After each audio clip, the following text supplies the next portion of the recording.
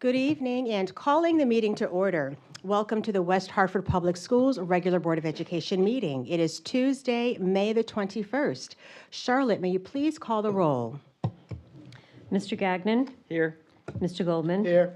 Dr. Harris? Here. Ms. Marimon? Here. Mrs. Nazarella? Present. Dr. Thomas Farquharson? Here. Mrs. Yagaloff? Present. Student Representative Liam Wright? We believe on his way. Okay. And Student Representative Chris Ramal? Present. Thank you. And Chris, may you please lead us in the Pledge of Allegiance?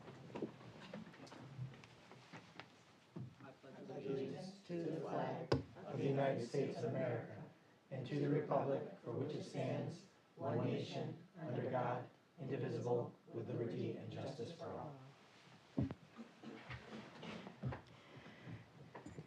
Thank you. We do not have a revision to the agenda order. Now it is time for public communications. This is where we're able to hear from you, your thoughts, your questions, your suggestions.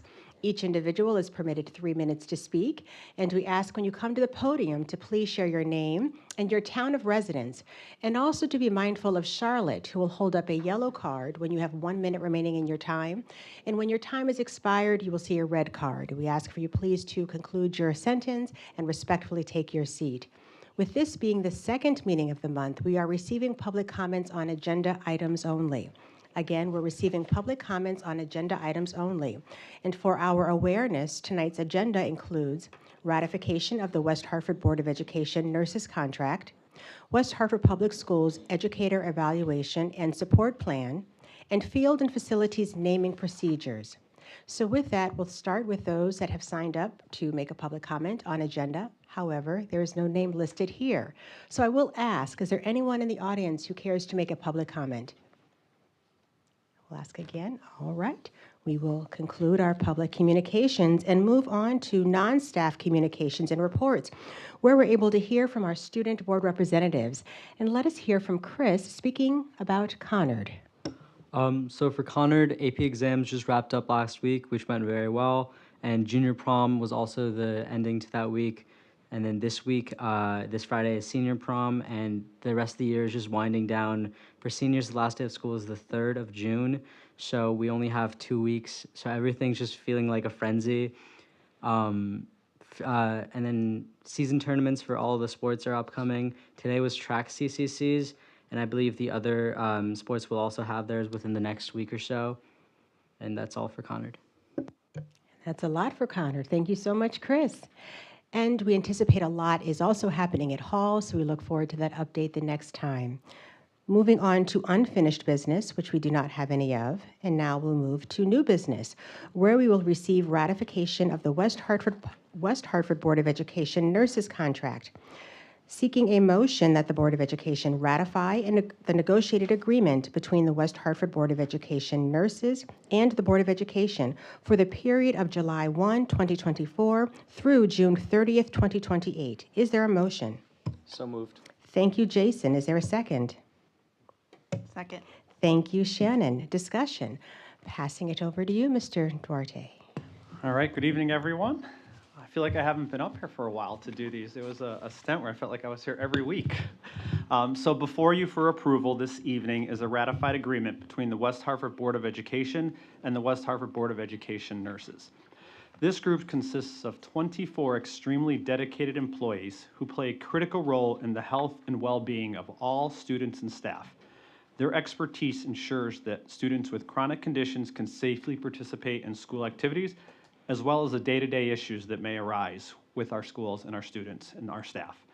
They are one of the first people to arrive at any school medical emergency, and their dedication and compassion care for make a significant difference in our overall school community and the health and wellness of all.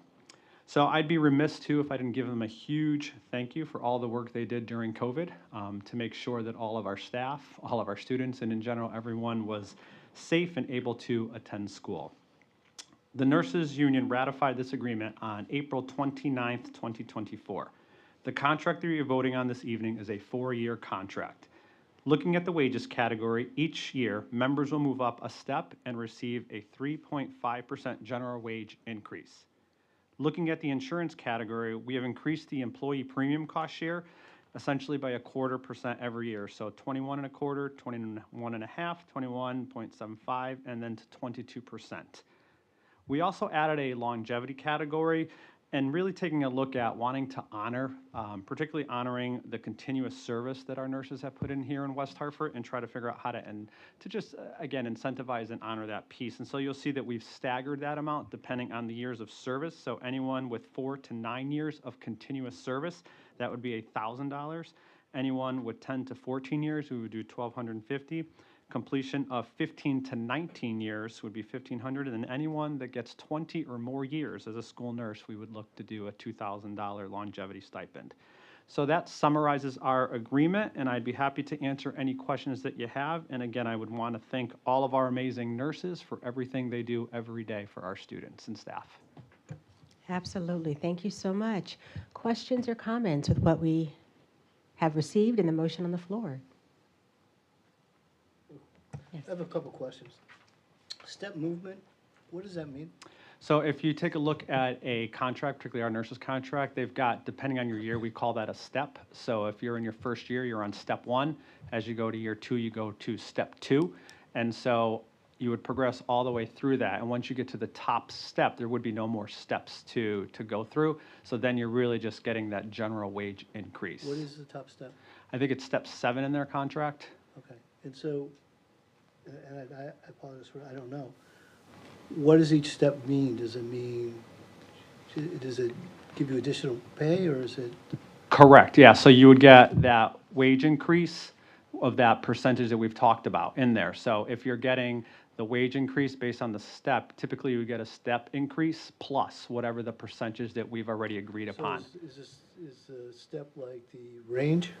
It's not a range, it's an exact number. So all of our contracts, essentially every contract we have has step increases and has steps built within them. And is the standard usually each year a new step? It would depend on the contract. Once you're here, yes, that would be the case. But each contract is structured a little bit differently and has different numbers of steps. Okay, and I'm just trying to understand. Yep. The bonus payment is a one-time bonus payment? So every year you would get that when that year starts. So depending on, which longevity column you fall into, that would be what you would get that year. Okay, so it's an annual payment? Correct. Okay. And so what would, I see the 3.5, but what would be the average increase per year? The 3.5 is the average increase per No, year. because you got the bonus. Well, the bonus would be dependent bonus is on, already yeah, in. and every single person would factor differently into that. understand. And some folks may not even qualify for that longevity bonus at this point yet. What's the longevity bonus prior to the contract? So this contract did not have one. Okay, so it is actually more than the 3.5. All Correct. right, thank you. Gail? Yeah, I just was wondering who negotiated this contract, because sometimes I know the Board of Ed is involved in some of the negotiations, but I don't know. I'm curious. Yeah, so for our nurses, it's Dr. Morrow and Liz Hewitt, myself, those three, and we speak on behalf of the board. Typically, the board only participates in the actual negotiations for our teachers and our administrators. Okay. And then you said there are 7 steps, but in this handout, there's only 4 steps here, or is everybody getting 3.5% all 7 years increased? Correct. So I'm not sure which 4 steps you're looking at, the longevity.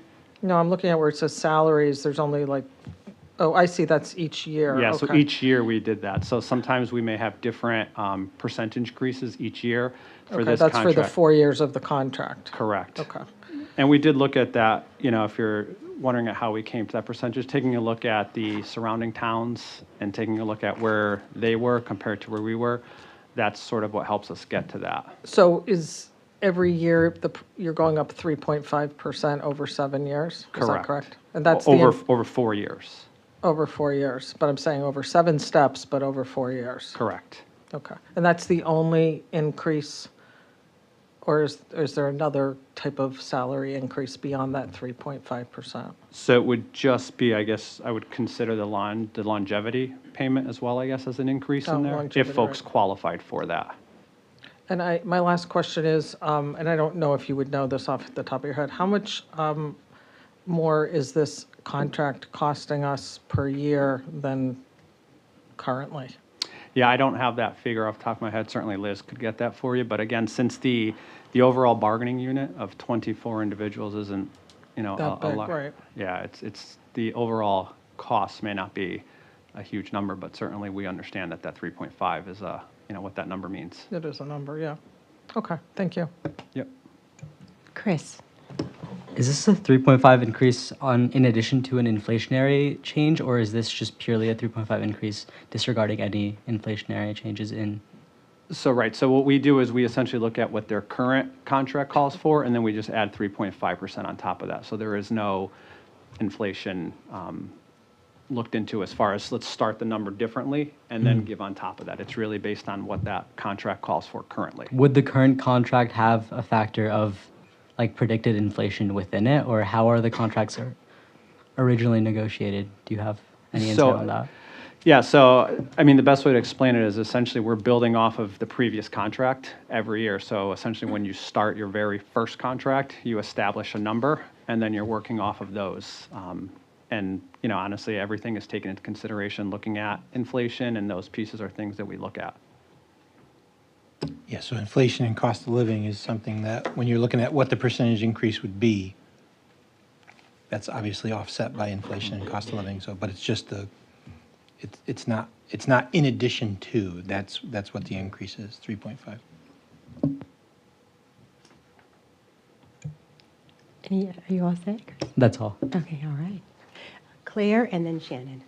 I was just curious, if a nurse comes in with a lot of experience in a school, could they start at not step 1?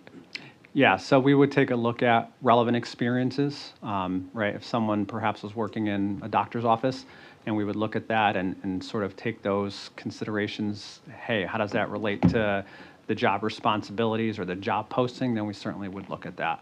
Okay, and as well, like with the teacher, sometimes there's step freezes. That could happen as well. Under the nurse's contract, Yeah. so our contracts essentially are regulated for that. So if you Okay. take the teacher's one's probably the best example. If you take a look at our teacher's contract, there's a years of experience column, if you looked all the way to the right, and that would, essentially factor in those freezes that we've had over the years, so that Okay. when I'm hiring, I use that, that graph and sort of draw a line over. So, Okay. again, the key is to remembering, and a lot of this is in my work, it's all very transparent. So when I'm meeting with someone, most of you that work in the business world, you may get to negotiate over different things. I don't have that leverage. I really say, here's a contract, here's how many years you've done this for, here's where I put you.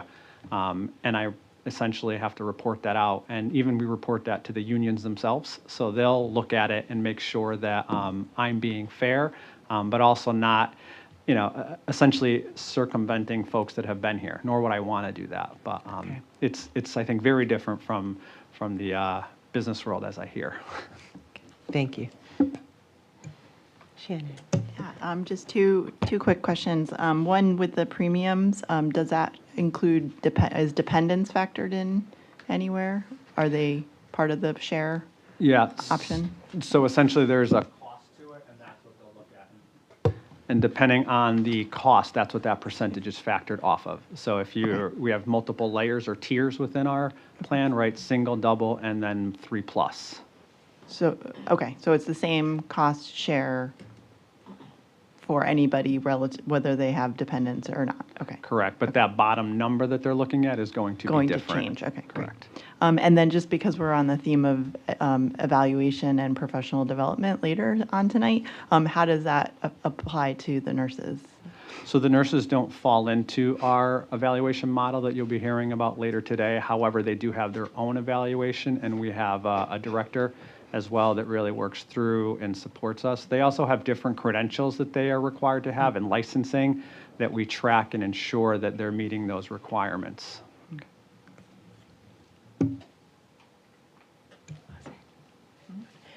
Any other, Gail? Sorry, I have one other question on the negotiation. So it's you, Liz, and Dr. Morrow? Andy, correct. Yep.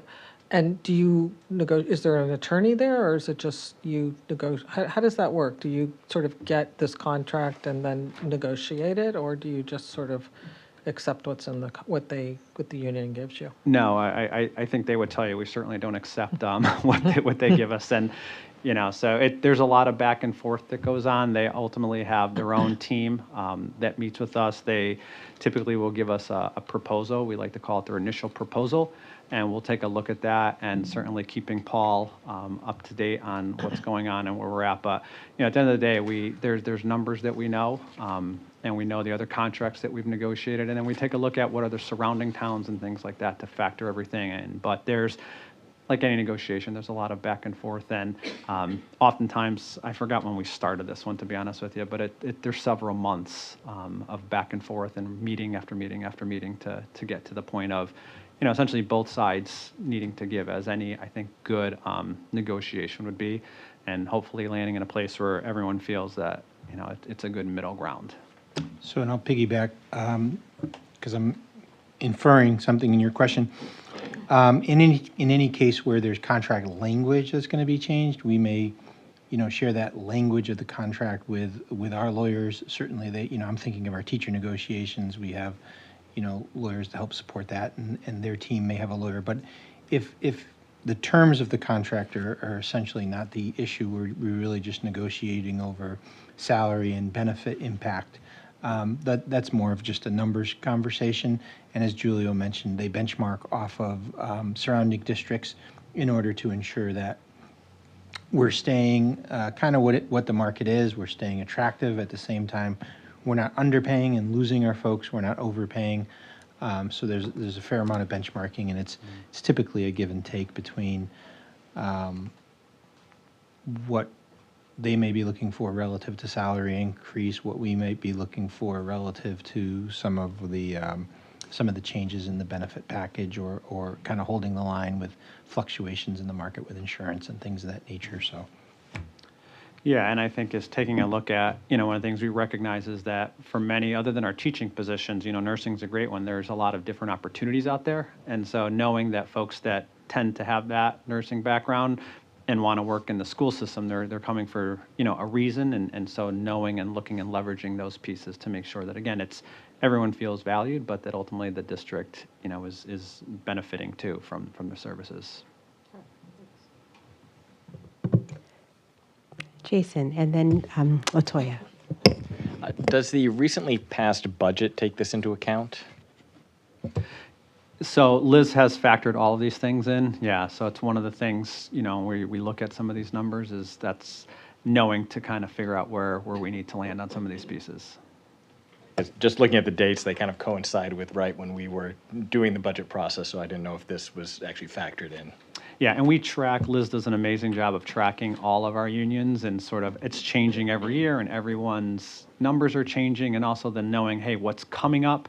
I think this is actually now, as I finish my, third year of this position, I've done every single contract except for teachers here, and we're starting teachers coming up. So we know that and have to sort of benchmark all those off each other. Yeah, so there's a benchmark that's out there, so it helps us to project relative to the budget. The nice thing about this budget, as Julio's mentioned, it's dramatically dedicated professionals, but there are only 24 of them, so the impact to the overall budget is not significant, even if Liz was off by 0.25%, which I think she's pretty on the money most days.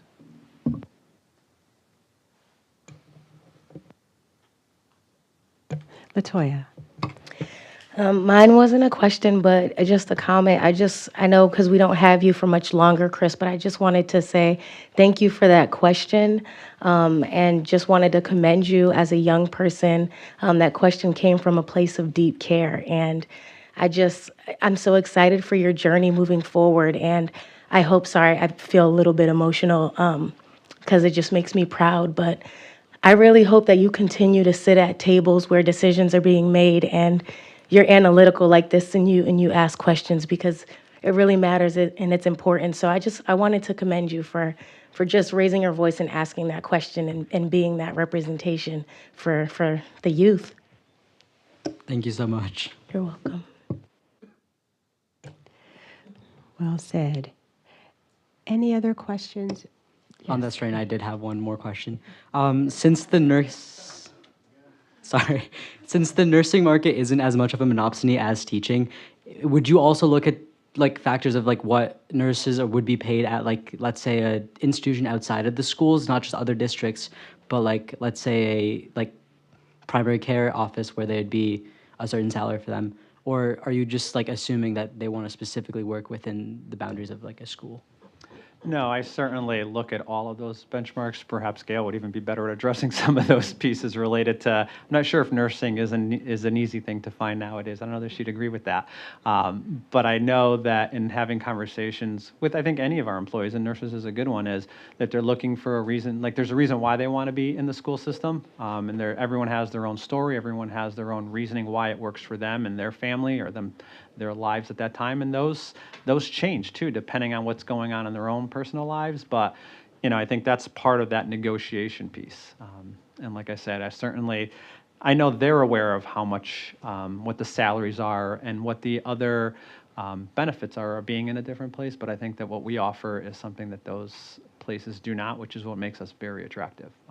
And I think the piece too, particularly for myself and maybe for many of you, is what the nurses did when I was in school compared to what they do now with you in school. It's a completely different beast. And I'm not knocking my nurses; they were very great every time I went down there. But I see what our current nurses do, and it's the level of love and compassion, but knowledge as well that they have to treat and handle all different issues is really, I think, just something that I really appreciated in my role. And truthfully, during COVID, we joked, I spent more time with our nurses than my own family, right? Trying to figure out how to keep kids safe at school and the communications we'd have. And they were available at any hour, right? Because things happen. And I want to be able to get a hold of them to be able to prepare them for the next day. So again, they're not someone sometimes we think of when we think of education, but they're certainly a key cog in the day-to-day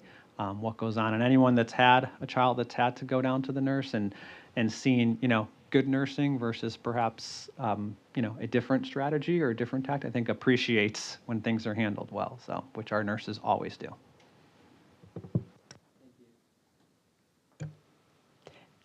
Ditto to all that's been said. Any other questions or comments? Again, we have a motion on the floor. This is to help us decide on how we vote regarding that motion. Any other questions or comments? Hearing none, let us proceed with a vote. All of those in favor, say aye. Aye. Any opposed? Any abstain? The ayes have it. Thank you very much. Thank you, Mr. Duarte, and nurses. Thank you so very much. And now we will proceed to staff communications and reports, where we will receive the superintendent's report, and passing it over to Superintendent Vicinas. Thank you very much. Lot to celebrate this time of year.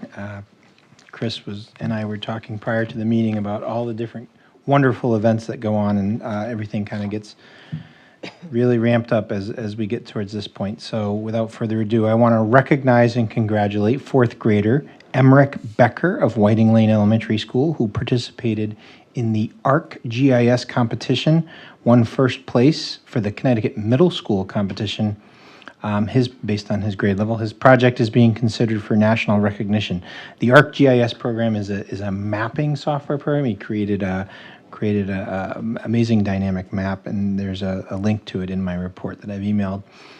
Alfredo Grado, music educator at both Hall and Conard, Ryan Fitzsimmons, long-term visual arts substitute at Conard, and Aaron Ravenberg, a community supporter of Pops and Jazz and Sparks Fly. All three were honored as recipients of the Connecticut Arts Administrator Association Advocacy Award at the recent annual meeting earlier this month. King Philip 8th grader Anaya Lal and 7th grader Sophia Jeans. Conard High School seniors Sarani Garba and Jaden Schuler, and Hall seniors Ashley Carlson and Catherine Zhang are all 2024 recipients of CABE Leadership Awards and will be recognized at ceremonies at their respective schools.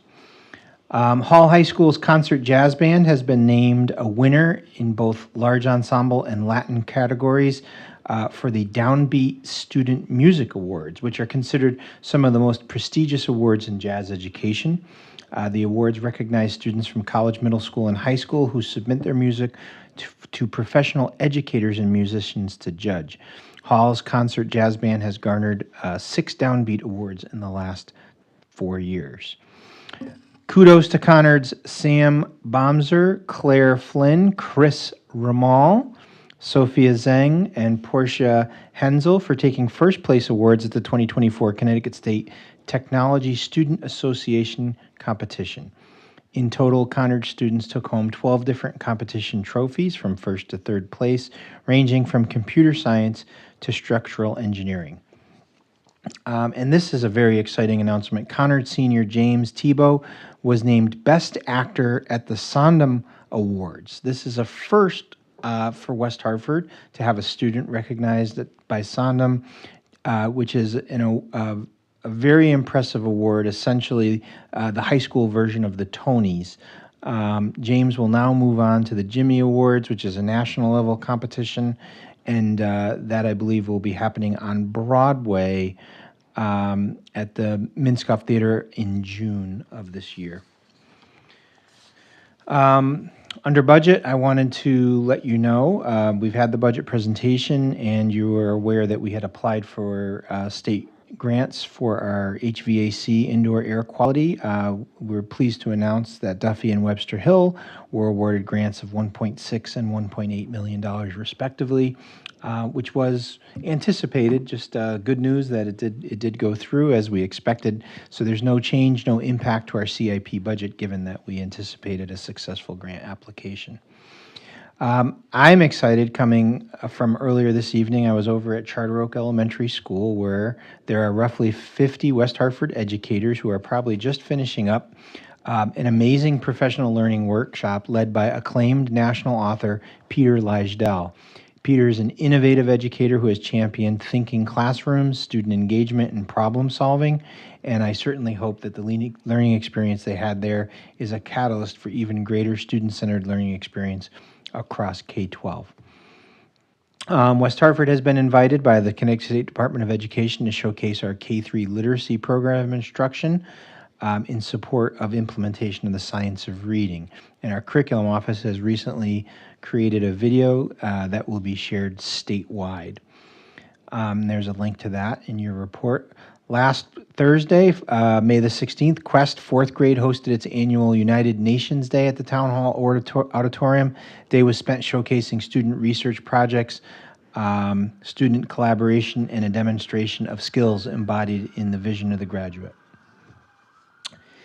It is with a significant degree of sadness that I share the passing of a teaching assistant from among the Webster Hill family.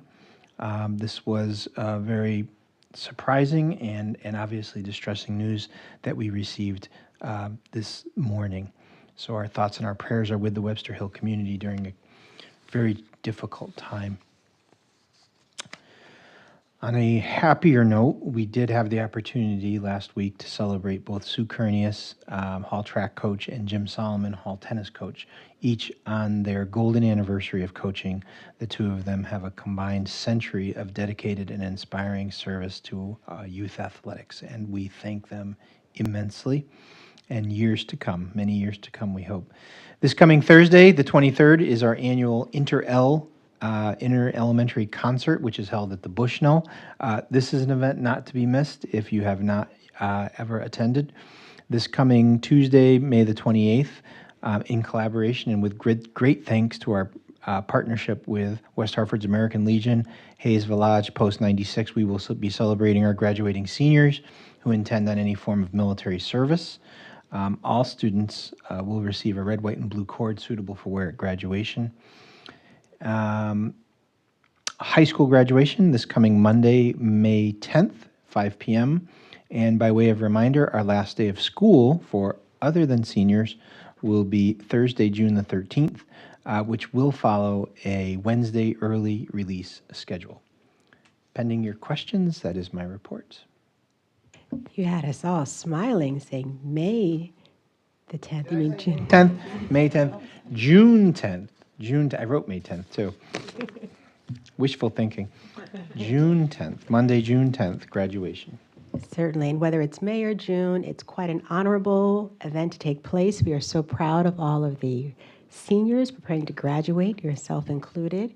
So with that, any questions regarding the superintendent's report that we have received? Just a clarification, they're the Sondheim Awards.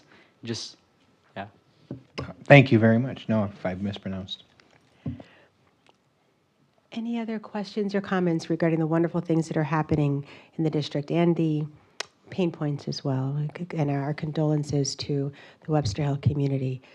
Any other questions or comments? All right. Thank you so very much. Thank you. Moving on now to the staff reports and board discussions, where we will have the West Hartford Public Schools Educator Evaluation and Support Plan. And providing this information to us will be Mr. Julio Duarte, Ms. Ann McKernan, Ms. Eileen Eustace, and Ms. Gail Campbell, who will report out. So as they get set up, I'll just talk briefly. Very appreciative of the team that's in front of you. That's a subset of our Professional Learning and Evaluation Committee, which is a committee of consisting largely of teachers, but also with administrative representation. That is overseen in the curriculum office, and they are responsible to ensure that we have an educator evaluation and development plan that is that meets not only the state standards, but is something that is supported by the teachers, that puts us on a path of continuous improvement. These individuals have served and represent the larger PLEC, who met earlier this week, or was it last week, and essentially ratified our new evaluation plan in response to a change to plans that we talked about, I think at the end of last school year, and certainly through this school year, required based on some changes from the State Department of Education. So I'm grateful for their work, and without any further ado, I'll turn it over to the team to bring you through it. All right, so thank you, Superintendent Vicinis. I sit here excited and proud. As you can imagine, this was a real heavy lift for us, but also we saw it as a real opportunity to look at and to dive into, like, what can we do, and how do we want to change and make some modifications to the current practice. And so I'd be remiss again if I didn't thank the team, as Paul mentioned, because as we've been going throughout the whole process throughout the year, we've continuously gone back to that group, asked for feedback, voted and taken consensus, and just continued to meet with various stakeholders to constantly tell us, hey, what do you think? What do you think? What do you think? And so as we sit here today with the final plan, hoping to get board approval, we're very excited, and we think we've really done a great job to get to where we are. And so, I will give you just a quick rundown of how did we get here. So essentially in 2017, they changed the guidelines. They went back to look at and to provide some flexibilities into what were the 2012 educator guidelines for educator evaluation related to Connecticut. And then what ended up happening was this pandemic came, and you may remember that pandemic. And all of a sudden, like most things, they realized due to all of the extenuating circumstances and all of the challenges that were being faced in our schools, and certainly by our educators, that they needed to come up with and provide some more flexibilities. And so they implemented those. And then during that time, it really got people to think about the model that we were operating under and to take a look at perhaps we'd be better with some different flexibilities and really looking at providing and allowing for local innovation amongst districts and what they think would be best for their staff. And so with this sort of renewed focus, they took a look at not only that, but the research, and then went out and spoke to, people that were actually in the classrooms and in schools. And the state came up with and decided that, yes, let's provide some new guidelines and a new model for districts to operate under, again, with that focus of local innovation. And it's funny because we sat through all this process, and I think when we first, full transparency, when we first started this, we're like, oh, hey, we'll modify this and that number, and we'll be good to go. And then all of a sudden, I think we were sitting in Ann's office one day, and we're like, why are we not actually leveraging this amazing opportunity that we're given? And let's really be innovative. Let's really look at our West Hartford, everything that we've got, we'll call them our founding documents, like our vision of the graduate and all of those other pieces that we have really valued and really believe in.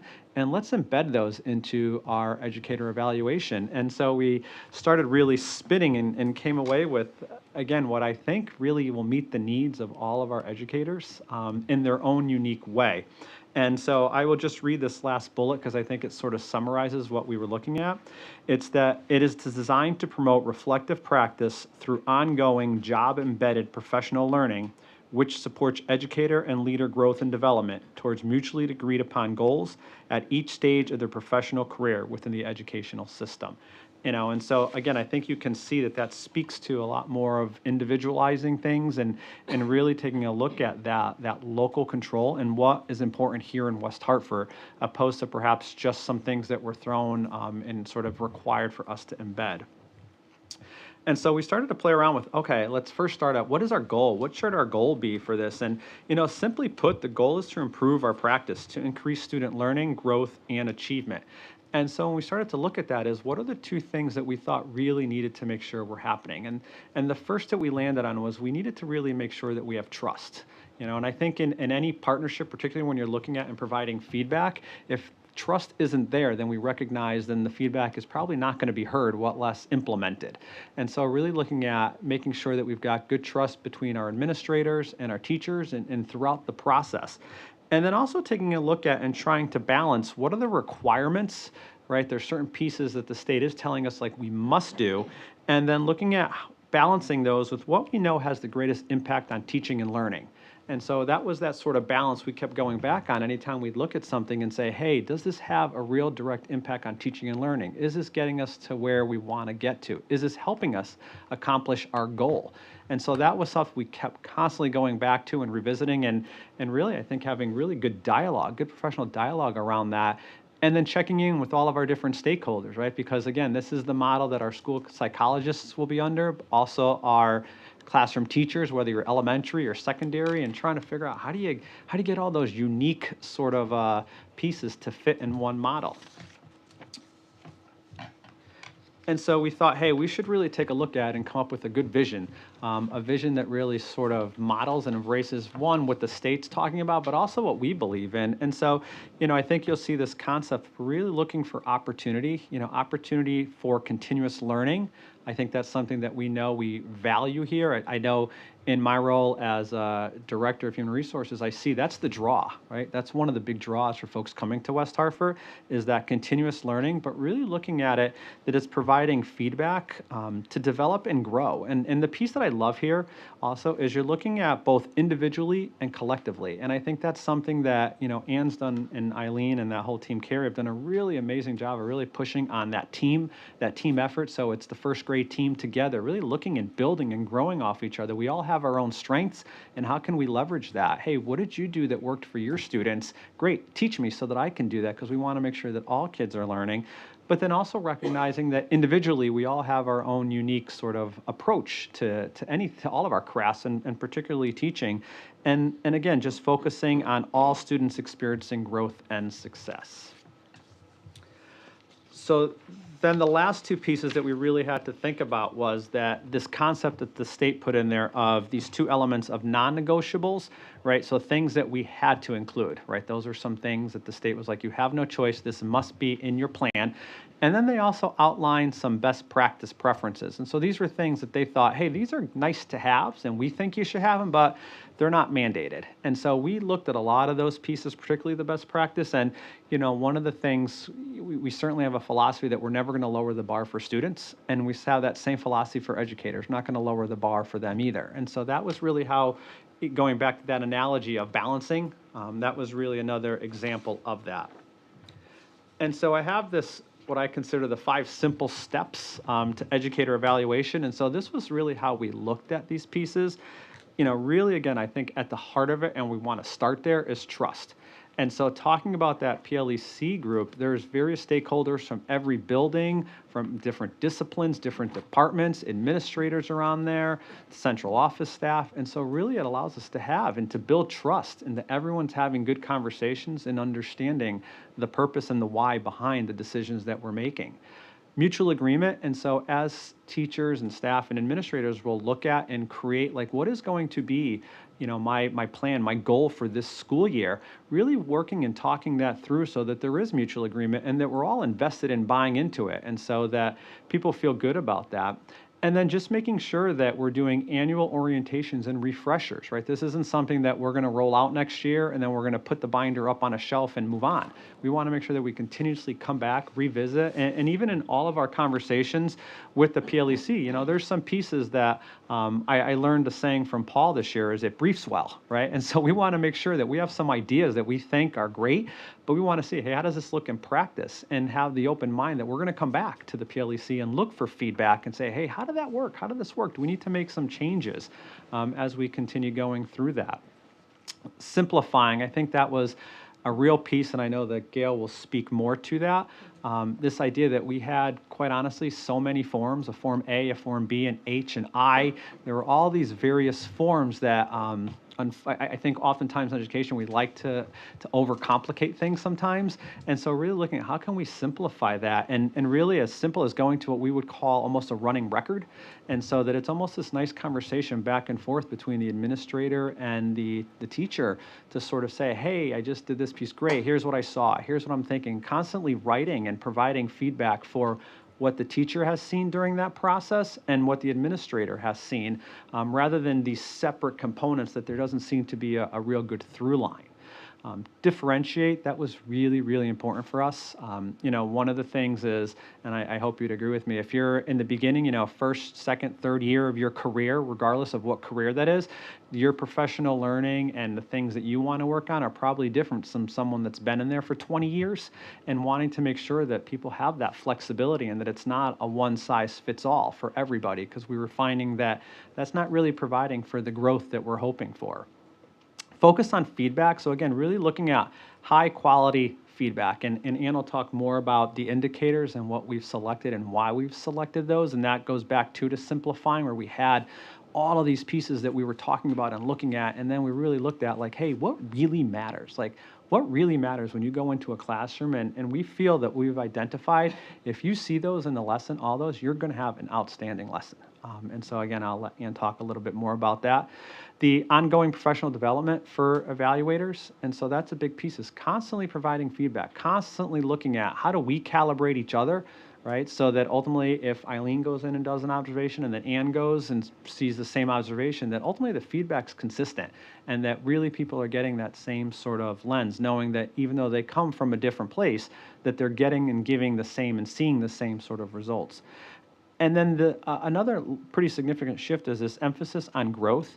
And so really looking at the process as a whole, really taking a look at, what did you do? And again, Ann will go through that piece, but analyzing, as you've done this, what have you seen? What have you gone through? What have you learned about? And not so much just focus on, okay, let me give you a rating, right? Because ultimately, when the evaluation model started in that 2012, that was really what it was about. Like, here's your rating.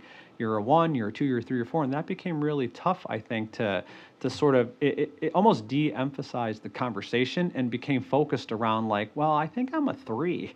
And then we started having these conversations between 2s and 3s that really weren't at the heart of improving teaching and learning. And so I think getting away from that component and really just focusing on good feedback that ultimately can lead to good instruction. And then aligning our professional development. And again, Ann's office has really been thoughtful about looking at our CSI calendar and building off of the work that Paul had done for years is how do we leverage that time? We're very fortunate to have amazing time with our staff. And are we leveraging that to really give them what they need, right? Are we giving them the time to not only be able to differentiate that, but based on where they are in their own process, like what are they using that time for? So those are all some pieces that I think hopefully simplified kind of the logistics behind what we're doing and the why we're doing it. And what I'll do now is turn it over to one of our amazing Duffy teachers, Gail. All right, so some key components that we looked into were some goal setting. So that's similar to what we had in the past. You, of course, have to set a goal. We had, right, currently it's differentiated between a professional and a student goal or learning objectives and things like that. If this is, we're starting with just streamlining that process from the beginning, that you're going to look at your school development plans, your vision of the graduate, like Julio said, our founding documents, you're setting that goal right away. And then that will set you and launch you, so to speak, into the professional growth cycle. So that does already set you thinking, and what am I going to do throughout this year, and how am I going to change my practice, enhance my practice, and change learning for students. The observation of practice is regular informal observations. This will be for all educators that will have informal observations. The numbers of those observations will vary based on where you are in your career. The insights, feedback that happen throughout that will be on that document, well, as it is tied to that. And so then that will be a form of evidence that happens with your goal in your cycle. So that is one more piece of evidence, and not feeling like sometimes it feels now, which isn't always, it just feels like a back and forth and that's it, separate from your teaching sometimes because it's isolated. This will feel like it's connected to what you're doing and what your goal is, which is really, really meaningful and something we talked about a lot. Evaluator calibration, this has been spoken to a lot, what Julia was mentioning, is that before we start rolling all of this out, all evaluators will be trained on what this new process is, and they will be calibrated on how we are going through this new process, because it feels different when you first look at it, and how do you engage in the process to start with. And then that will feel better for all of the members who are going to be evaluated, so that they feel like everyone is on the same page, literally, because the streamlined process does feel a lot better as an educator, where you don't have to, because I'm currently working on mine right now, and I'm like, wait, what was that part? Oh, I have to go back to the other form. And so I'm duplicating windows to find the form to copy the piece that I wanted from before, and we're going to avoid that. So this is really, really exciting about that. Professional development is a really nice piece as well, because it is tailored to exactly what you're doing, and it goes right in with the calendar for CSIs, your PLCs. Your work won't feel redundant, because if you're tying your work in your PLC with your professional growth and your professional development, then you'll see that it's all coherent. And then it feels like your work is so much more meaningful. So that was a great opportunity for us as educators to feel like that makes sense. So then everybody was like nodding the heads in the room, and you felt like, okay, now we're going somewhere. This feels like it's different. Support structures are in place for non-tenured teachers. They will have a couple more informal observations, feedback sessions. They'll have a couple more meetings, of course, so that they can have that meaningful feedback, improvement plans for educators who might need the extra support. And that we had a pretty strong system in place as it were. So that was not needing too much tweaking. And the same thing with our dispute resolution procedure. That was clear and transparent process, again, that we had before. So that just folds right into what we would be working on now. So I'm going to share a little bit of information about the administrator plan. One of the things that I actually really like about the proposed new administrator plan is that it's very similar to the teachers. So I do think the notion of being in that reflective process is equally as important for administrators. So as far as our guiding principles, we would begin with a vision for best practice that is grounded. We actually really like the Connecticut Leader Evaluation and Support rubric from 2017.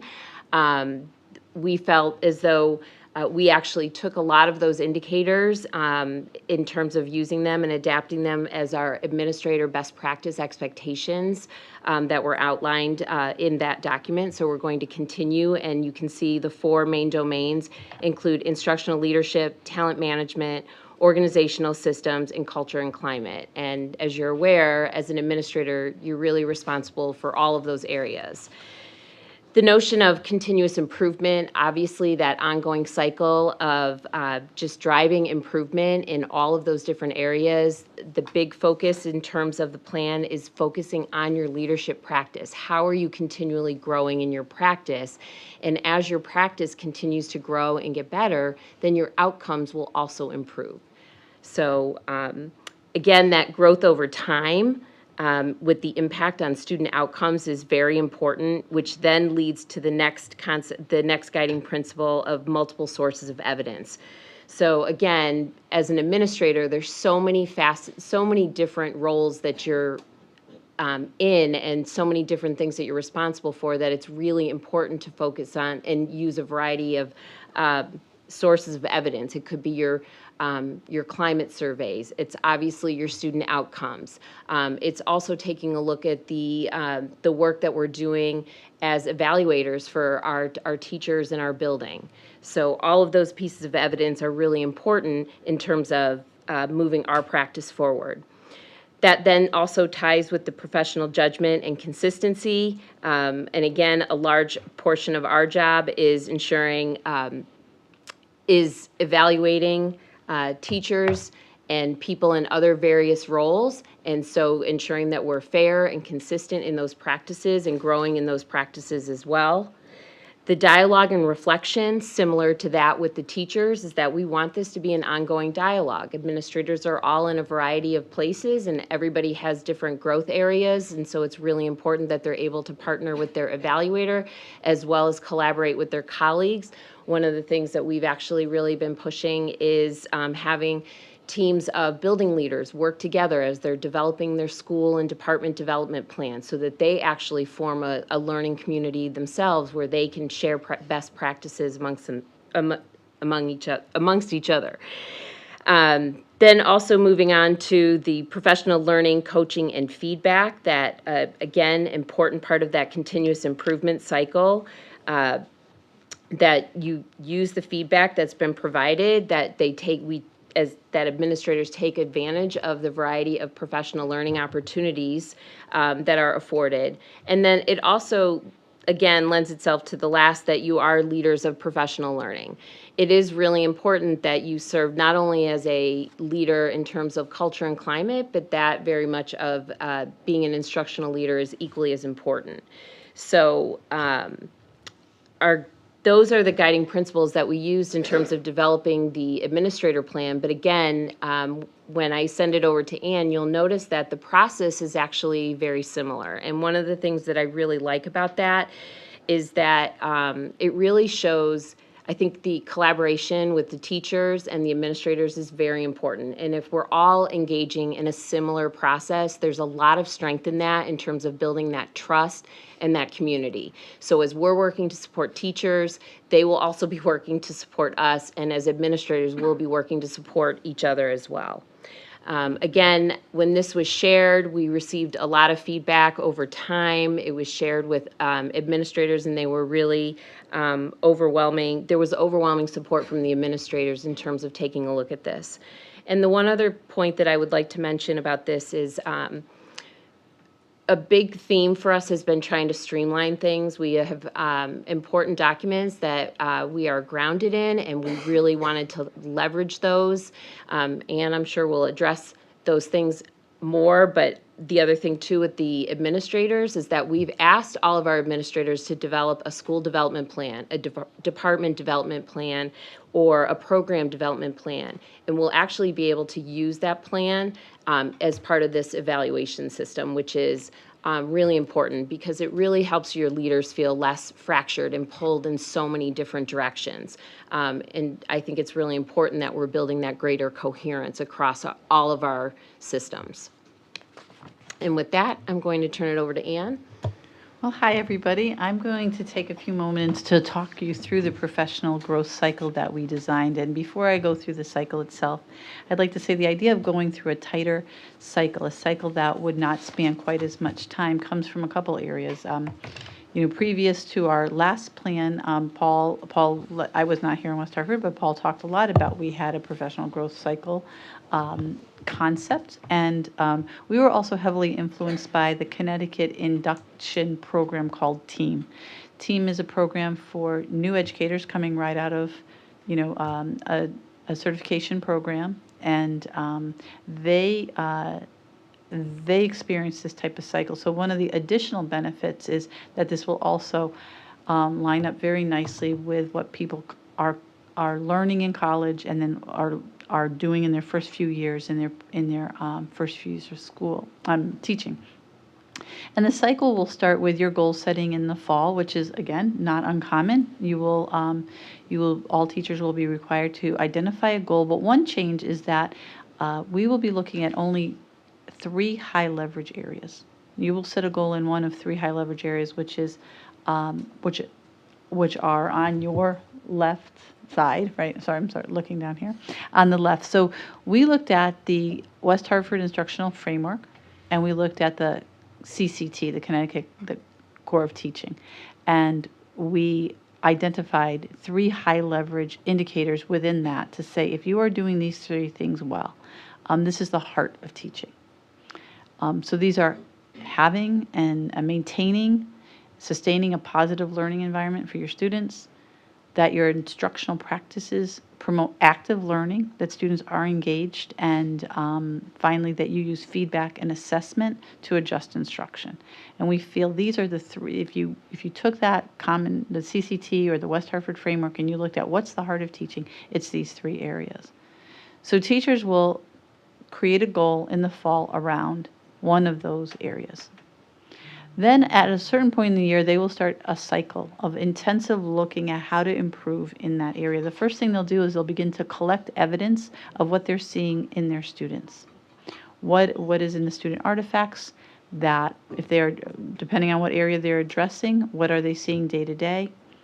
What are they hearing in their observations, the feedback from their evaluator? What are they hearing from their peers?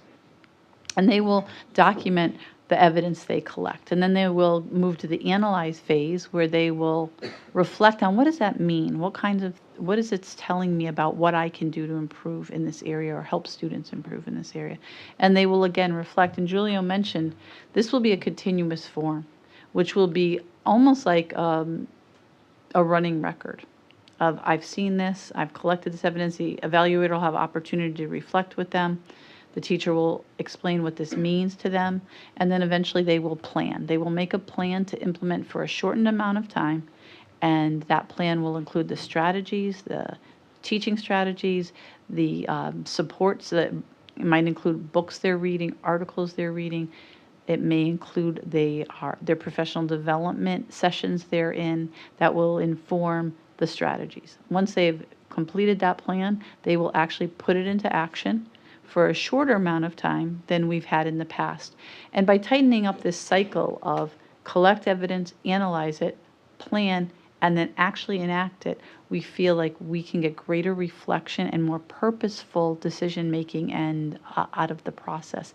And I'm excited about it because my own experience as a teacher and working with teachers as an administrator, sometimes you set your plan up, or you set your goal in the fall, and then by your mid-year cycle, which could be in January, February, you need to reflect on that. And it's been a really long time, and sometimes it feels not connected. And so by creating cycles and shortening that cycle, and being very purposeful, it's one form that you continue to add to. You don't have to open a past one and copy it into this one. We think we can almost come up with like a dialogical journal of your work. And you will have, our plan is that you will have observations during that time, and you will get feedback from your evaluator. And at the end of that, you'll have a mid-year conference during that time, and then at the end of your cycle, you'll have an end-of-year conference. So we're really, the plan has success criteria. It is not just doing the plan that means success. That success criteria is articulated in 3 areas: that there should be new learning and there should be impact on your practice. So we should see student learning and we should see impact on teaching practice. That there is a positive impact on the students, we need to see that, and that there is a positive impact on the school community. The plan also emphasizes multiple forms of evidence. So teachers shouldn't just rely on one piece of evidence or 2. They should be including multiple forms of evidence and deep reflection on what the evidence means and what they should do next. So the approach, I think, builds on some of the best practices that we know that I would encapsulate in the TEAM program. That is that's the induction program when you're first becoming a teacher. It creates cycles of shorter duration, where a little bit more intense duration, and it's going to simplify the form. So everything we hope, our intention is it's more connected, and we hope to have better reflection. I think our main change is from more heavy outcomes-based program or evaluation system to more of a process and reflection system. I've touched on these, but the professional growth cycle, the teachers are, and this particular example shows the teachers are from the teacher lens, not the administrator lens, but it is the exact same through the administrator lenses. They just have different areas they're focusing on. But you're going to set your mutually agreed upon goals in one high leverage area. You're going to go through a cycle, and when you're collecting additional evidence, analyzing, plan, and enacting that. We're going to emphasize that teachers use multiple sources of evidence and deep reflection on their practice. We are going to use the West Hartford instructional framework modified down to a single point rubric, which was a best practice from the state. And we will use our evaluator calibration to give high quality feedback. I think that's the heart of the PGC cycle. And so just to sort of walk you through the final pieces, so as I talked about, is we had what this is considered is called a consensus protocol. And so at every stage throughout, or I'll call them the big stages we'd hit, where we'd want to make sure we'd go back to that large PLEC group and go through, hey, here's where we're at, here's what we're thinking, here's what we're looking at moving forward. We would do this consensus protocol. And essentially here is that we're not looking for everyone to agree per se, but what we're looking for is it's based on 3 concepts. One is that they feel that their voice was heard. 2 is that they understand the proposal. And then 3, that it's clear that the overall will of the group is what's moved forward. And so we did this, I think it was last Thursday, with the entire group. And I'm thrilled to say that it was, I'd say almost every single person said one complete endorsement of the plan. And we did a real deep dive with the whole group where we walked through every single form, every single page, like what the outcomes would look like, what it would look like if you didn't perhaps meet, successful criteria, and through all of that. And like I said, both our teachers and our administrators, we walked through, and both groups were overwhelmingly in support of moving forward in this plan. So without further ado, I will turn it over to, I'm sure, some questions. All right. Well, thank you so much for the wealth of information, good information. Questions or comments, teammates? Yes, LaToya. Yeah, my question, I guess to kind of go off of what you were saying about the groups that you presented this to. So was this all teachers and all administrators, or was it a working group, 2 working groups? Well, the Professional Learning and Evaluation Committee is a representative group of administrators and teachers that meets 3 to 4 times a year, and one of their tasks would be to approve any changes in our teacher evaluation plan. So it was this group that met last Thursday, but we've met with them throughout the year. We've had a subset working group that Gail was included on, and we've done 2 or 3 consensus protocols to make sure we were on track with them during the process, so that they didn't feel like they were coming back to a meeting and then things were drastically different or had changed. So that was nice to meet with them a couple times and make sure, are we still on the right track? And I'm very pleased, as Julio is and everyone up here is, that it was so widely supported. Okay, awesome. Yeah, and that PLEC was one of the changes implemented in that 2017 edition that the state put out, was really wanting to make sure that within the district, that stakeholders had direct feedback. And so that PLEC, although it changes, I think you guys call it graduating. Some of those folks are on there, they do their cycles through 4 years and they come off, but every building is represented and they do a nice job of making sure that the various stakeholders are really represented there. And then after every meeting too, we'll create a nice sort of synopsis of what went on during that meeting, and they're charged with going back to their buildings and presenting that to their faculty so that we're really getting the word out to the entire staff when it's all said and done. And then they get feedback and bring it back to us and say, hey, here's how it went, here's what we're hearing. So I think that's the way we can sort of reach out to all. Yeah. I think in total with the admin, the people at central office, we have about 40 people on the professional learning and evaluation committee. And at the end of each meeting, we will create slides with their consensus that they use, so it's a common message back to their, to the staff. And we ask them to work with their principals to find 10 or 15 minutes at a meeting where they can present and give an update from our group. Awesome. Thank you. Yeah, I was really wanting to know about the diversity of voices and perspectives around this. So it sounds like you guys did a great job. Thank you. Thank you. Yes, Gail. So I'm struggling a little bit to understand, is this more like professional development, or is this more like evaluation of your educators and administrators? And it seems like it's conflating a little bit, like you've talked a little bit about professional growth and professional development, but then the name of the presentation is educator evaluation. So that's my first question. And then on top of that, well, let me ask that first and then I'll. Yeah, I think that I understand that question because maybe we didn't highlight enough. At the end of the cycle, there is, and the state has simplified, there used to be, I think Julio mentioned, there were ratings. At the end of your year, every year you would be rated as a 4, a 3, a 2, or a 1 as a teacher.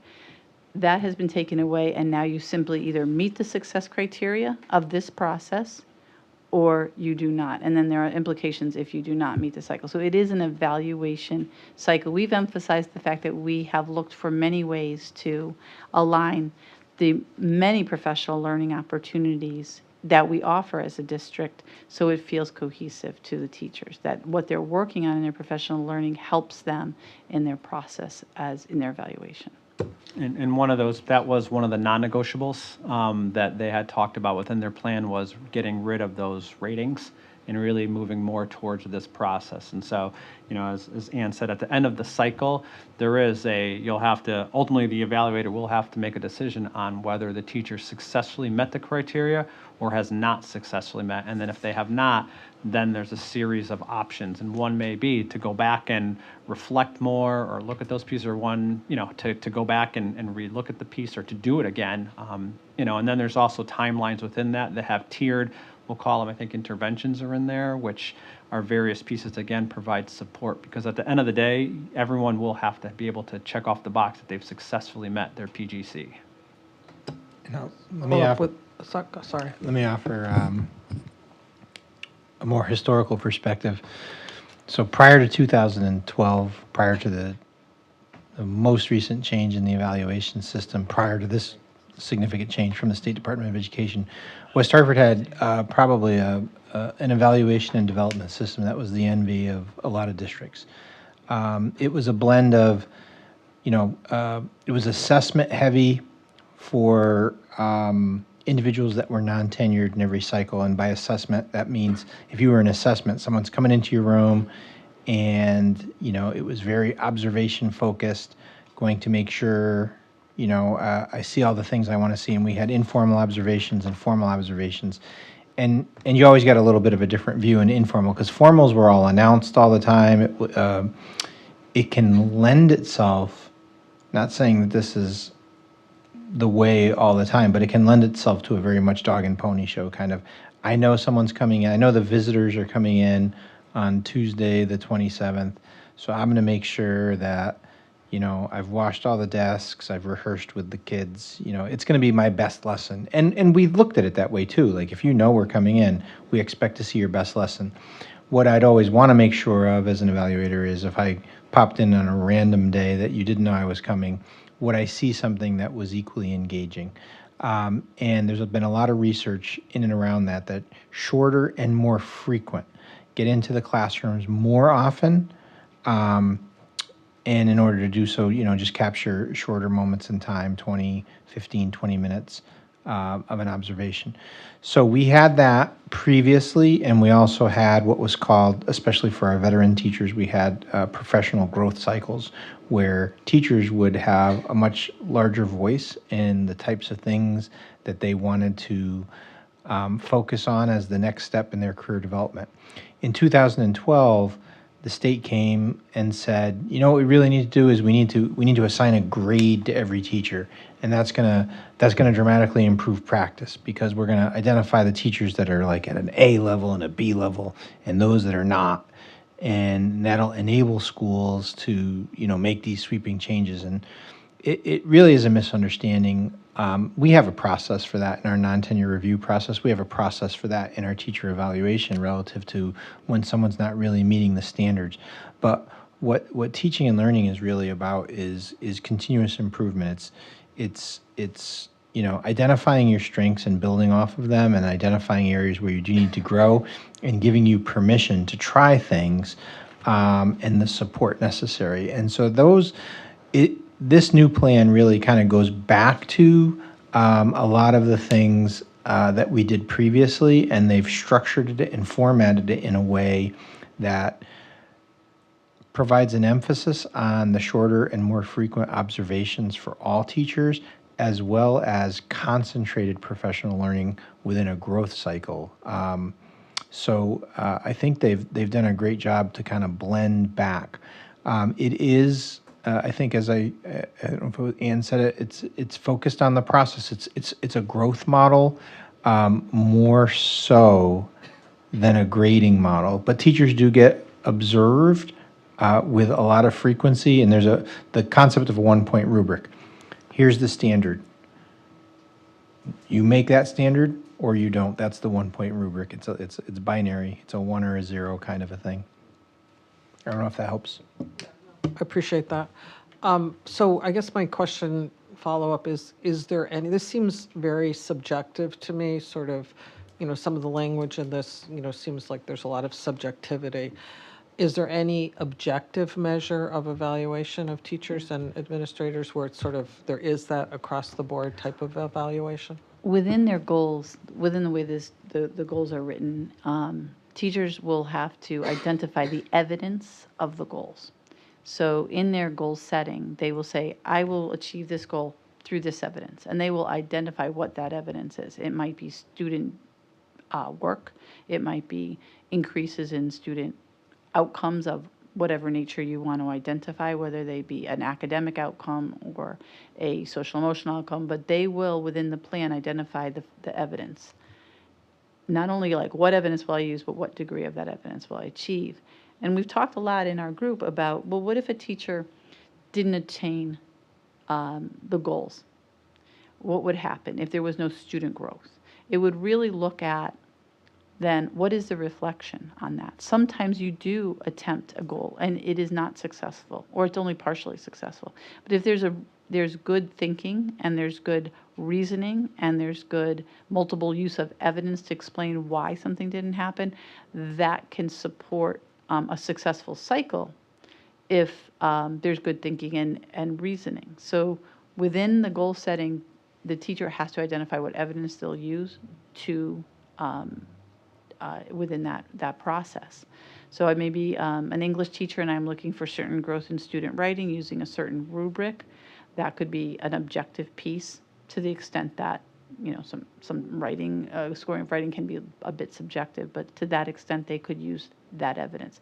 But since this affects all teachers across all K-12 or pre-K-12, all the evidence will be specific to their assignment. So that's where the more objective pieces come in and how they set up their evidence and then how they attain that evidence, that goal using the evidence. Yeah, and certainly within our, there's also forms for related to those informal observations where there's clear attributes that we would consider and that we're looking for. And so in that observation, the evaluator, we would go back to what we were sort of all trained under this claim, connect, action piece, where you're going in, you see something, so I'm going to make a claim, like I saw it, so I can check the box that I saw it, and then I'm going to write, like, why check that box? What is it that I saw that allowed me to do that? And then I can also provide feedback on, hey, I didn't see this, and maybe you should think of this next time. And those are clearly outlined there to make sure. And that's, I think Eileen was talking about, that's the calibration that we're going to start heavily doing. We'll probably even start this year, but then certainly next year to really get going on those pieces to make sure that everyone's seeing that. And even in the delivery of this plan to all of our teachers, I mean, in and of itself, with so many different ears, right, and presentations, like obviously the three of us, four of us can't go to every school and do it, so that we'll put together a common, whether it's a PowerPoint or whatever, then make sure the administrators are part of that so that we can have a clear, concise message that's across the district and everyone sees it. Claire.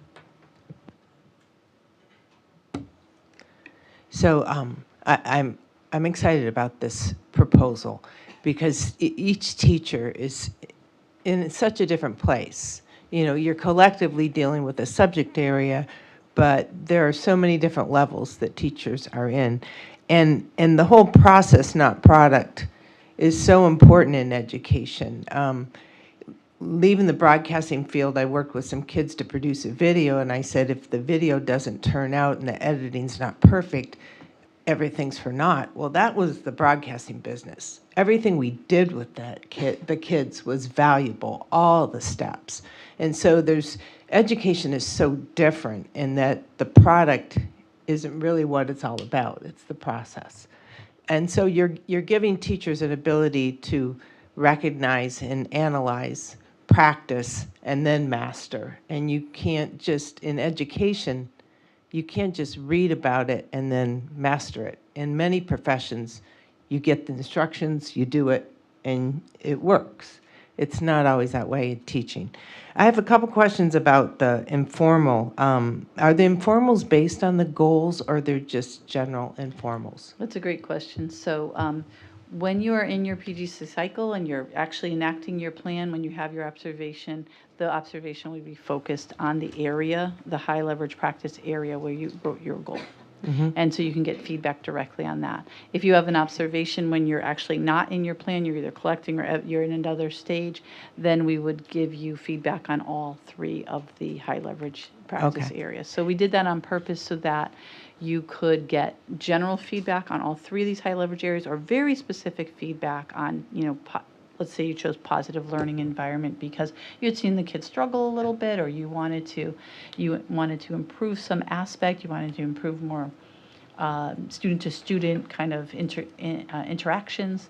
So we had a long talk about this because you have a very specific goal. So sometimes we think you should have very specific feedback, and then other times when you're not in the cycle, you would have feedback on all three areas of the West Hartford educator practice. Right. And we also strategically, which is aligned with our current practice, particularly for our non-tenures, we have such an early due date of that first observation because we want the focus to really be to get in there for our new teachers and look at classroom environment, right? Like that's what we really want the evaluator to focus on. What's that environment look like? Is it nurturing or is it engaging? All the things that we'll calibrate people on so that then the next observations could be when they're in their PGC. But we recognize that, that first month, we really just want to get eyes and make sure that it's everything that we want to have that nurturing environment for our children. Okay, and these informals are surprise 10-minute visits by different admins in the district or just within your building? So I will go through, one of the things I do is I assign an evaluator to every teacher within the entire district. Typically, it's going to be someone at their building. It'll probably be the principal, the assistant principal, but there are going to be different groups that may have, someone from another place. I know Eileen's got several folks within the ESOL program that she comes in and does different pieces for, but they will know. And the informals, I think we landed on was 20-minute informal so that you're coming in. And like Paul said, I think there's from the research is so clear of coming in, doing that quick and more consistent feedback when essentially a teacher doesn't know it's coming. And it's not the I got you at all. It's just be able to see a more authentic scene and then to be able to provide good feedback. And so if you go back to sort of how I started the presentation is trust, right? What we're really talking about is throughout all of these pieces, we're really relying on trust. And I think that's just anyone that's been in the classroom, when someone else comes in, like you got to have trust or all of a sudden it's just not a comfortable place. Right. And so we'll work really hard. And I think that's a strength of our administrators, that all of them really build that trust with staff so that when they're coming in and they're giving you feedback, you can hear it. And I think that's a real key to this plan. Now, is it considered a pilot, or is there going to be some grace in the first year? I know how much anxiety teachers have. Informals alone, all of a sudden someone shows up in your classroom, you don't know they're there, and maybe, you're rearranging desks at that time. Yeah. And so I guess for the implementation of something like this, how much PD will be given? Will the admins be trained over the summer? And then how much grace in the first year for the first implementation? Yeah, I wouldn't say there's a pilot. It wasn't something that we were allowed to pilot. And I don't think we'd want to pilot something of this magnitude, right? At the end of the day, every year is critical. And so we want to make sure that we're focused on those pieces, which is why we feel very confident in the model and recognize, with full transparency, there needs to be a lot of training up front. And we've already talked about starting, the key again, I think, is built on trust. And so any administrator, that's got to be something you're doing regardless of the model. And so hopefully if you've built that trust, now it's just making sure that we're calibrating everybody so that everybody feels heard, which was, I think that's why, and I wanted to sort of end with that consensus model, because I think that's critical. And we want to make sure that all of our educators hear that, is that this has been really strongly supported throughout the entire plan from everybody. Because I think that, again, lends itself to that. And we've sort of premised that we want to go back, and we're always looking at all of our practices too for us when we talk about it. This is something we'll want to reflect on at the end of the year and figure out hey, how did this work? We've had a lot of conversations around that cycles and how many should the year consist of, how long should they be? And even within that, I don't know that we've got an answer that we were 100% behind, but we're you know what, let's try this. Let's make sure we embrace it and be open to gauging feedback as we go through it. And here's the one piece I'll piggyback on that, because I agree that, evaluation can create anxiety, and often unnecessarily. This plan is built on the same instructional framework that we've had in place. So that's very familiar to our teachers. It's very familiar to our evaluators. And I think that will go a long way in terms of alleviating, anxiety relative to what parts of the process are new.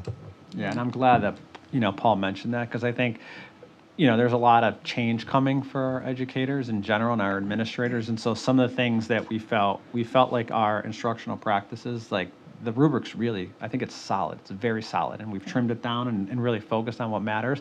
But even something as simple as perhaps the platform, we've given a lot of thought to the platform, and should we move to a different platform because it may be able to give us some of the things that we really want. And we just decided, for this first year, let's just stay in the current platform and not have so much change for people, and let's really focus on the change that we believe matters.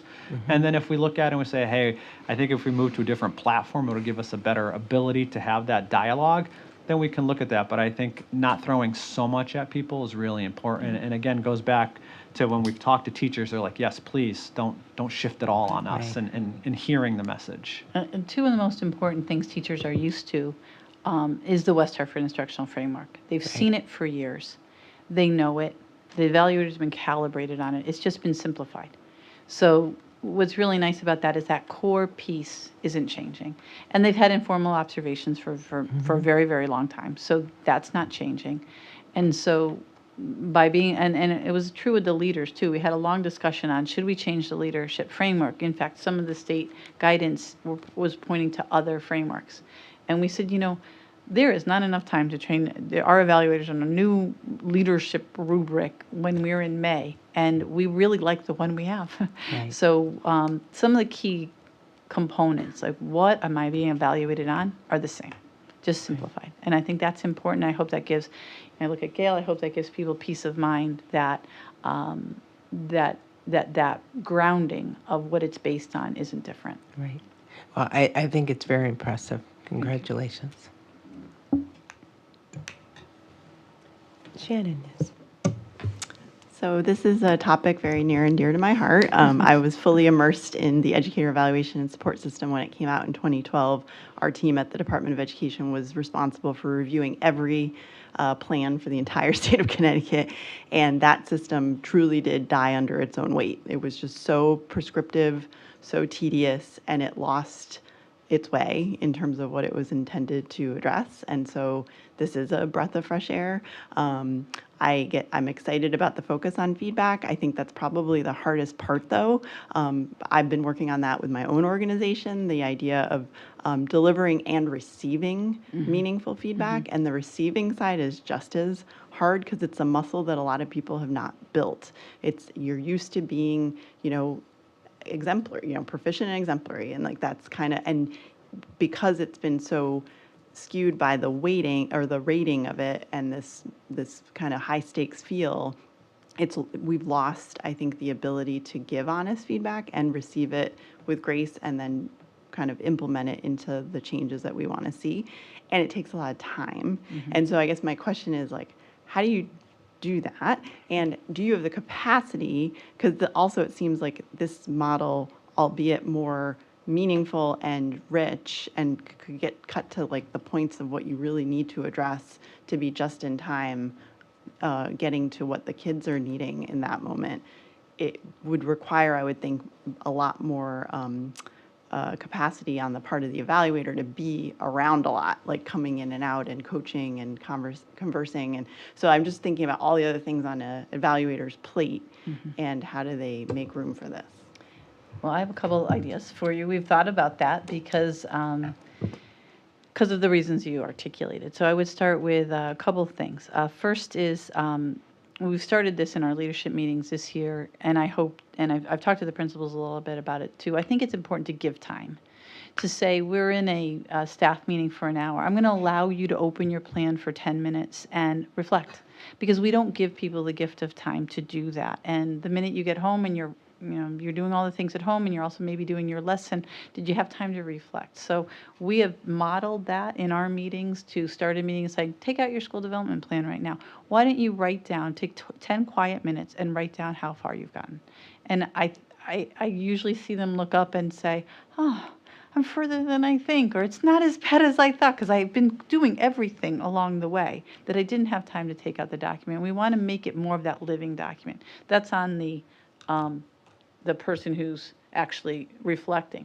The other side, the leader side, they're going to have times when they probably have to catch up. I think we're going to have to live this a little bit to understand how can they keep it really a back and forth journal, to what extent that can be. That's our goal, that's our hope, that the evaluator can do that. They might have times where a teacher has written and they're not getting immediate feedback, but they're getting it along the way. And we might need to build in some time for that. But I think we have to teach people that it's okay to stop. It's okay to take 10 or 15 minutes, and it's really time for yourself to say, how am I doing? So we want to keep modeling that. When I say it to people, do you think you could do this next year? Is it giving up too much meeting time, or is it giving up too much professional learning time if you gave them 10 or 15 minutes? So far, they're nodding their heads and saying, no, I think I could do that. So we can give you an update next year and let you know.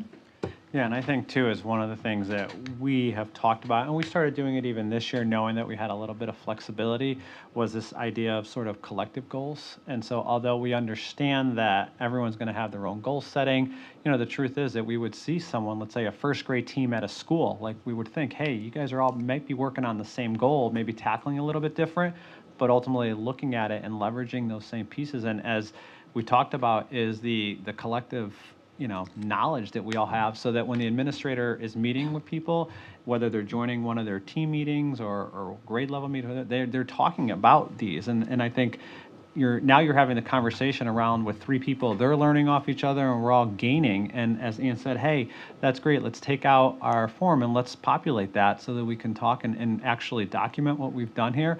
I think that's why it's so important that I'm excited to see that we've really focused on these three pieces, because I think if we can keep pushing people towards them, I think we're going to see really good product. And we'll have to do some coaching too on, if I go and we've talked about it, if I know you're someone who's just got outstanding, positive learning environment, like you're a rock star in that, and you say, hey, that's what I'm going to work on this year, we want to push back and say, well, you've got that, and that's great, and I can leverage you to help someone else maybe that doesn't have that, but for your own goals, let's really take a look at, maybe we look at feedback for this year, and really that's that piece of making sure that everyone's looking at it with their own lens, but being sort of understanding of that piece, and that's how we've gone back and forth on those, like how big is a cycle, how long is a cycle, because I do think, and I've been around long enough. I know Paul certainly has to live through that. I forgot what it was even called. PGO. The PGO, and essentially it was a model of this, and really remembering like how exciting it was to think about what do I want to work on for me that I know would benefit my students,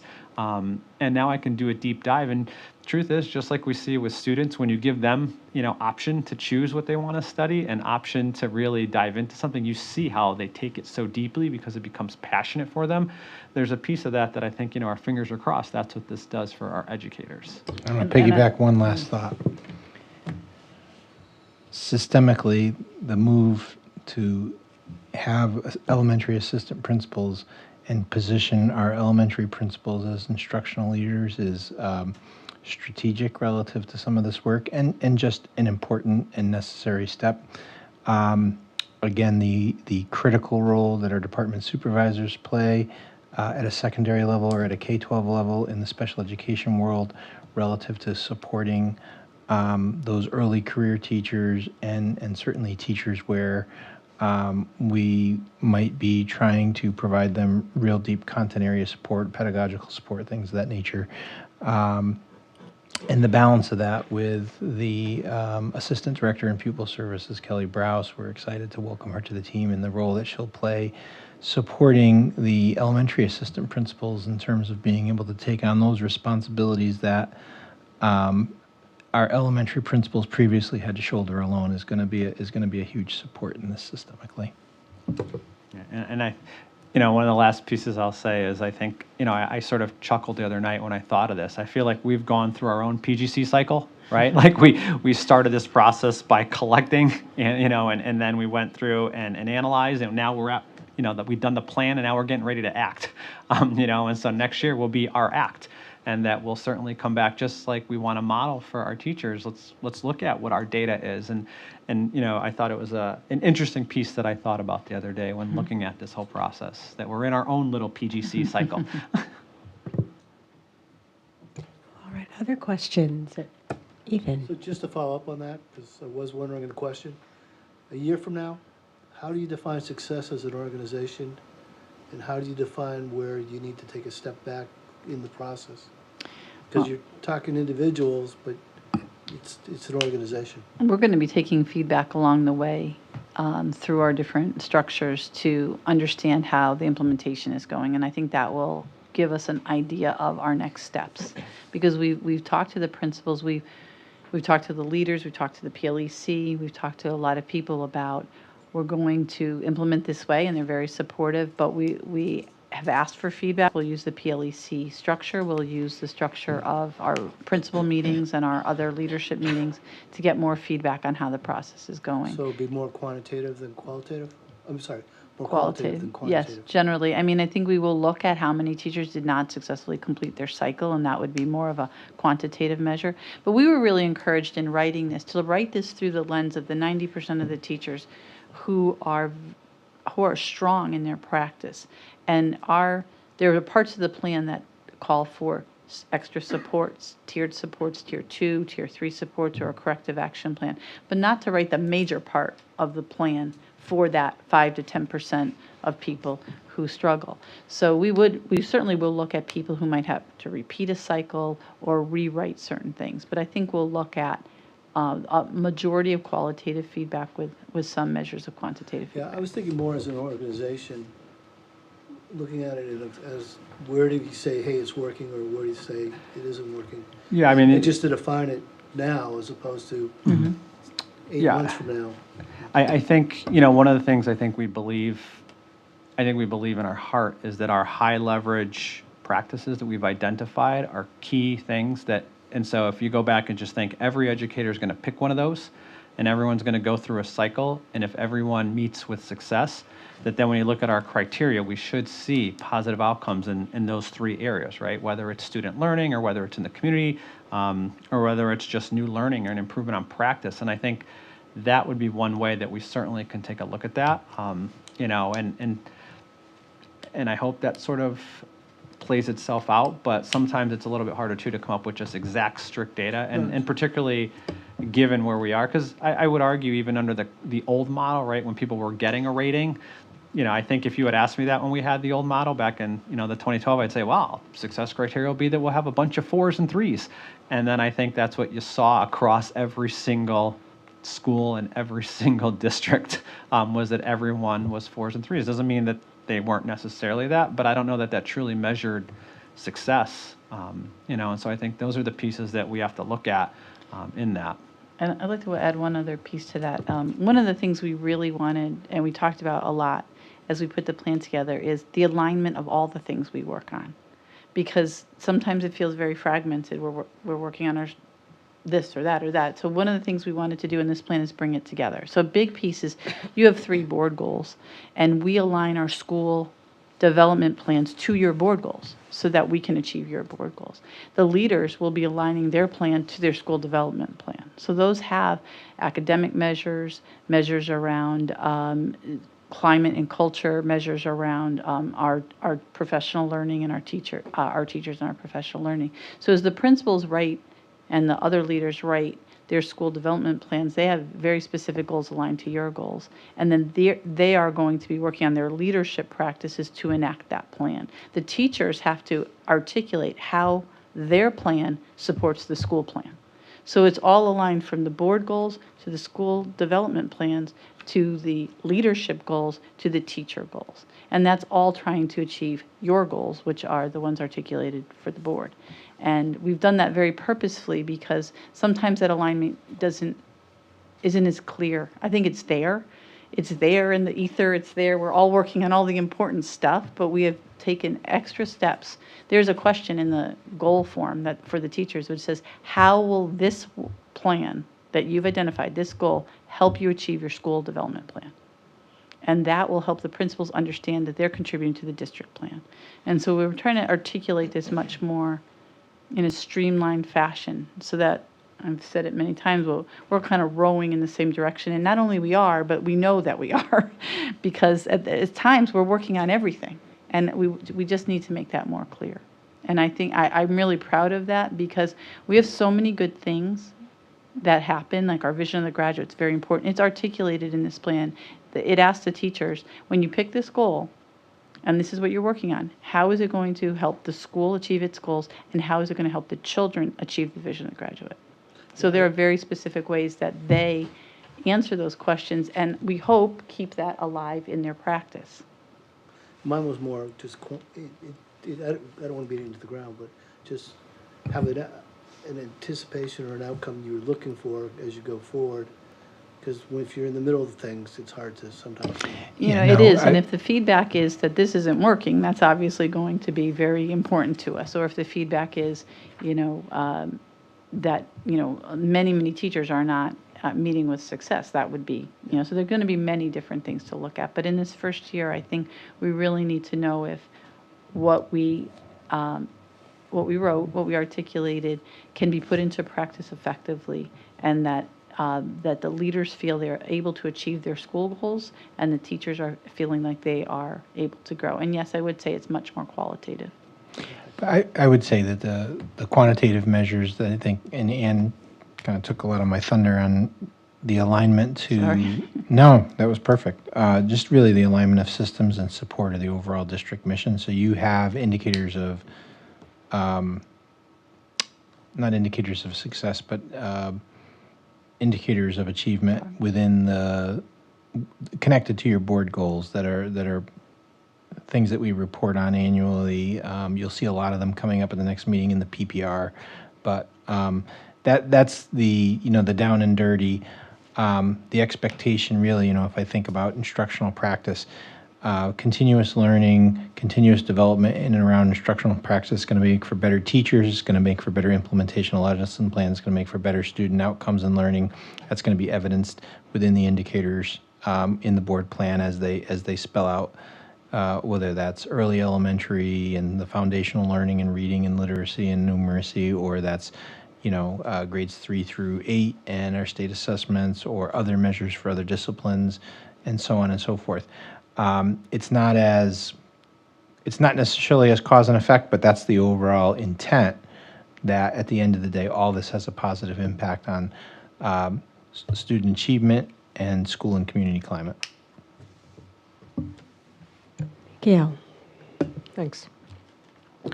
So I actually have two questions. The first one is, I just want to make sure I'm understanding. You're saying that the evaluation process for the teachers, at least the teachers, is that everybody sets a goal. They set their own goal. It's mutually agreed upon with their evaluator. It's mutually agreed upon, but it could be different than the next guy's goal. Yes.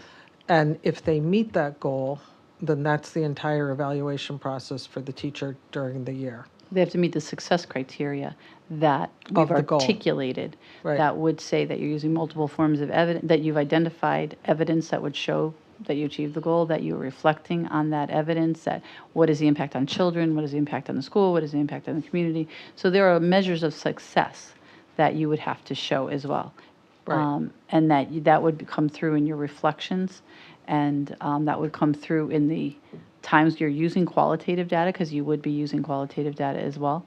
But yes, ultimately, if you've met the success criteria associated, it's the same as success criteria for every person, but yes, you would then meet the goal. Well, everybody has a different goal, so. Different goal, but same Right. success criteria. Right, okay, And and that's the entire. That's not different. That's not dramatically different than what we have right What you've been now. doing. However, I think what we're trying to leverage is Julia was kind of mentioning, and we've got other pieces that are in place. Like in a department at the secondary level, you have department time. There are typically some department initiatives, and you're going to work to feed into those. At the elementary level, we've worked with changes to the schedule in the last couple of years that teachers have more common planning time, and teachers generally would, regardless, they'd get together on their own. But we're trying to align some of the systems for them so that they can collaborate, and we do have and have encouraged greater collaboration so that you might have a more common goal in a grade level. However, if all of us are on the second grade team, but I'm either brand new to teaching or maybe I'm brand new to second grade, I might want to differentiate my goal a little bit. You guys have all been kind of humming along, and you're looking to do like the next best version of the science of reading, and I'm trying to learn the second grade curriculum, or I'm just trying to learn how to keep kids in seats if I'm a novice teacher. So my goal might be a little bit more differentiated relative to my current skill set. Meanwhile, Chris, he's like the guru master of all of us, and we set a goal for him that is differentiated for him, that's helping to support and stretch him into new areas or leadership or what have you. So that's always existed.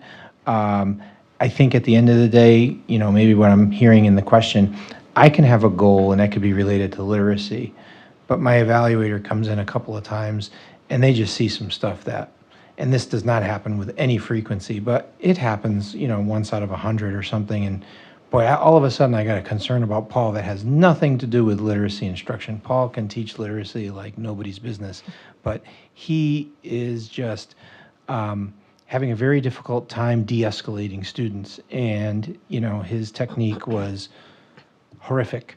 And I need to intervene, and I need to have some conversations with him about it, and I need to support him and give him some professional development. We do that as well, and our systems account for the ability when we see something that's separate from the goal, that's something that needs to be addressed, we have a means to address it. Yeah, I think that's sort of the gist of my question. I picked this goal and, I meet the criteria for the goal, but what about all the other stuff that maybe I didn't meet, and how is that being evaluated? So I have to say, I obviously work in a different field entirely, and I come from, there are sort of very objective goals that people have to meet every single year in order to continue to do what they're doing. So I guess I am really kind of surprised that this is, our evaluation process, and I obviously am not a teacher, but I would have expected that we would have more objective goals across the board. That's just my opinion.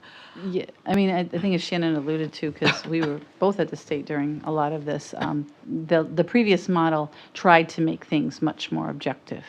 And as Shannon said, it kind of fell under the weight of its own system. We tried to measure everything and quantify everything. And that was not a system that ultimately prevailed, because it was very difficult to manage. It was very,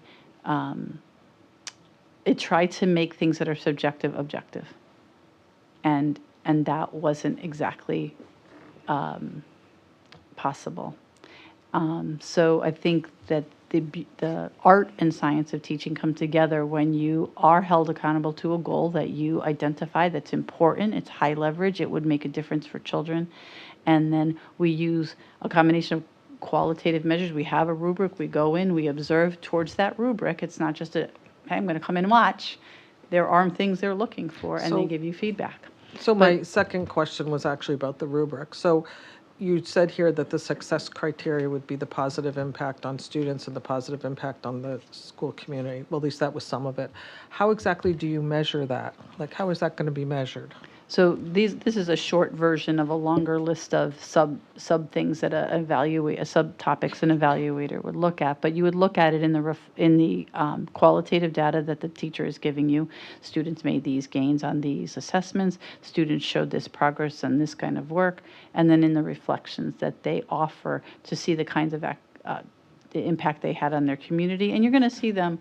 Most of the evaluators are close to the teachers, so they're seeing that impact on the students. They're seeing the impact on the school community, whether they're in an observation or they're not. They might see the teachers at an evening event and see the positive impact there. So that's where some of the qualitative pieces will come in. But these 3 items under success criteria are a very short, those are categories for other look-fors that they have. Claire. So it is very hard to understand the dynamic world of education compared to business. And I did 20 years where I was in business. I knew when a product was finished. I knew when a job was done. I knew, you all worked to finish something. You had great sales because it was a good product. There were all these things that were easily measured, easily finished. You could start something new. In education, you pick this not small goal, but you pick a part of your practice that's your focus, but yet all day, all year, you're juggling and teaching so many different subjects that aren't part of your goal. You're just always working with all the individual souls that are in your care. So it's a very hard field to measure. And so the goal is pick an area that you can really delve into, but you're still doing all these other things. You're never really finished. You never can finish the job. One of the biggest problems teachers have is they never feel like they're finished, and they could work till midnight and they still wouldn't have worked enough. They could, work all summer, it still wouldn't be enough. So you have to discipline yourself because you're never really finished. 100%. No, thank you for that, Claire. I think I just want to, make sure that you have trust and confidence in the whole process. So obviously, first and foremost, we do an outstanding job with hiring. So the folks that we're getting, whether they're novice or they're veteran, we get great folks and great teachers. And then the relationships that the evaluator has with the teacher is generally over a period of many years. And the administrator's job, in terms of this unfinished art of becoming the best possible version of my teaching self that I can be, the administrator works through dialogue with the person to try to sequence what is the next area that as your administrator, I think, you ought to work on? What's your input to that? So that gets back to, as Ann was saying, the agreement on the goals. So if Paul's coming in, and I think that I'm really good at something, and all these other people looking around and they know, I don't know why Paul thinks he's really good at that. He's really terrible at that. And I want to do, something else entirely, and they're trying to refocus me. Paul, let's have a hard conversation about, the thing that I think that's really holding you back, that you really might need to work on as the next first best thing, or what have you. Again, we start, I think, with our staff are generally so good. It's not to that extreme, but I'll use that extreme just to simplify the example that through collaborative dialogue, we can really have a back and forth conversation with the teacher in terms of their area of passion, and a neutral set of eyes to say, hey, we think, let's come to mutual agreement on the thing that we think is going to be the next thing to help you get to the next level. But at any time in the process, if somebody all of a sudden out from left field notices that someone's struggling with something, we have a mechanism, we have a means by which to intervene with them. We have that conversation. It's not like, oh, we're not going to talk about that. It is still part of a practice. It is still an impact on students in the classroom. And all of our teachers, they want nothing but the best. They want to excel. They want to hear that feedback. They want to get support if it's something that they recognize they need to help with. So it's a strong, I would want you to have confidence. I kind of understand where your question's coming from, but I would want you to have confidence that the process really works. Thank you. Any other questions? LaToya? Yeah, so I have a question, just a quick one. And y'all can just answer short, concise for my style of processing, please. So I just can't. So for, in the evaluation, I don't know if I missed it somewhere, or maybe it's something that's in there that's just naturally considered, but the leadership pipeline for teachers, like I remember when I was teaching and I was identified as someone who could be an admin, and there were it was during my evaluation process, and there was different things, tasks that I was given, like I was able to start leading PD and take on some of those administrative roles, and then supported in getting my admin credential. And so it was during that process though, and kind of that measurement to help prepare me for that. So I was just wondering if that's a part of this process at all for teachers. I know we want to keep good teachers in the classroom, and Yeah. we want, when we have those openings, we want to pull internally. It is, and we've had a lot of conversations too amongst our own team, and I'm constantly pushing our principals to be mindful of who you're tapping on the shoulder, right? And I think I may have even said at this table before is that oftentimes, like I know when I was a principal, you get your go-to people, right? Because they're the ones that are raising their hand, or in your office, hey, I'll do it, and really just encouraging them, hey, think about who's not raising your hand, right? Just like the student who doesn't raise their hand, and you call on them, and all of a sudden they give you this beautiful answer. Really looking at that and looking and making sure that you're being mindful of, who is it that you're constantly calling on, and those pieces, because I think that's where we've seen that.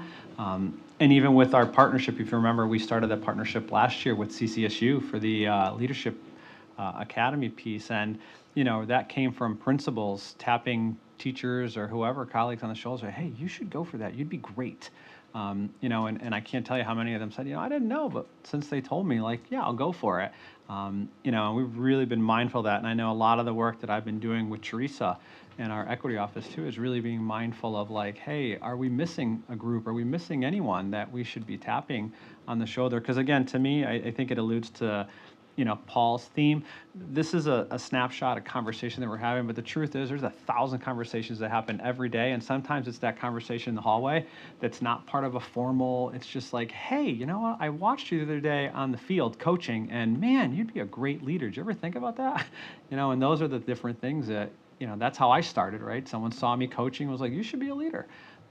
And so I think those are the pieces we're constantly pushing on our leaders to reflect on, and then sort of looking at our data. And I think, I'm generally proud of what we've done in that capacity. And I think even when you look at within our own ranks, as we're hiring 11 elementary assistant principals, every single one of those are going to be internal candidates.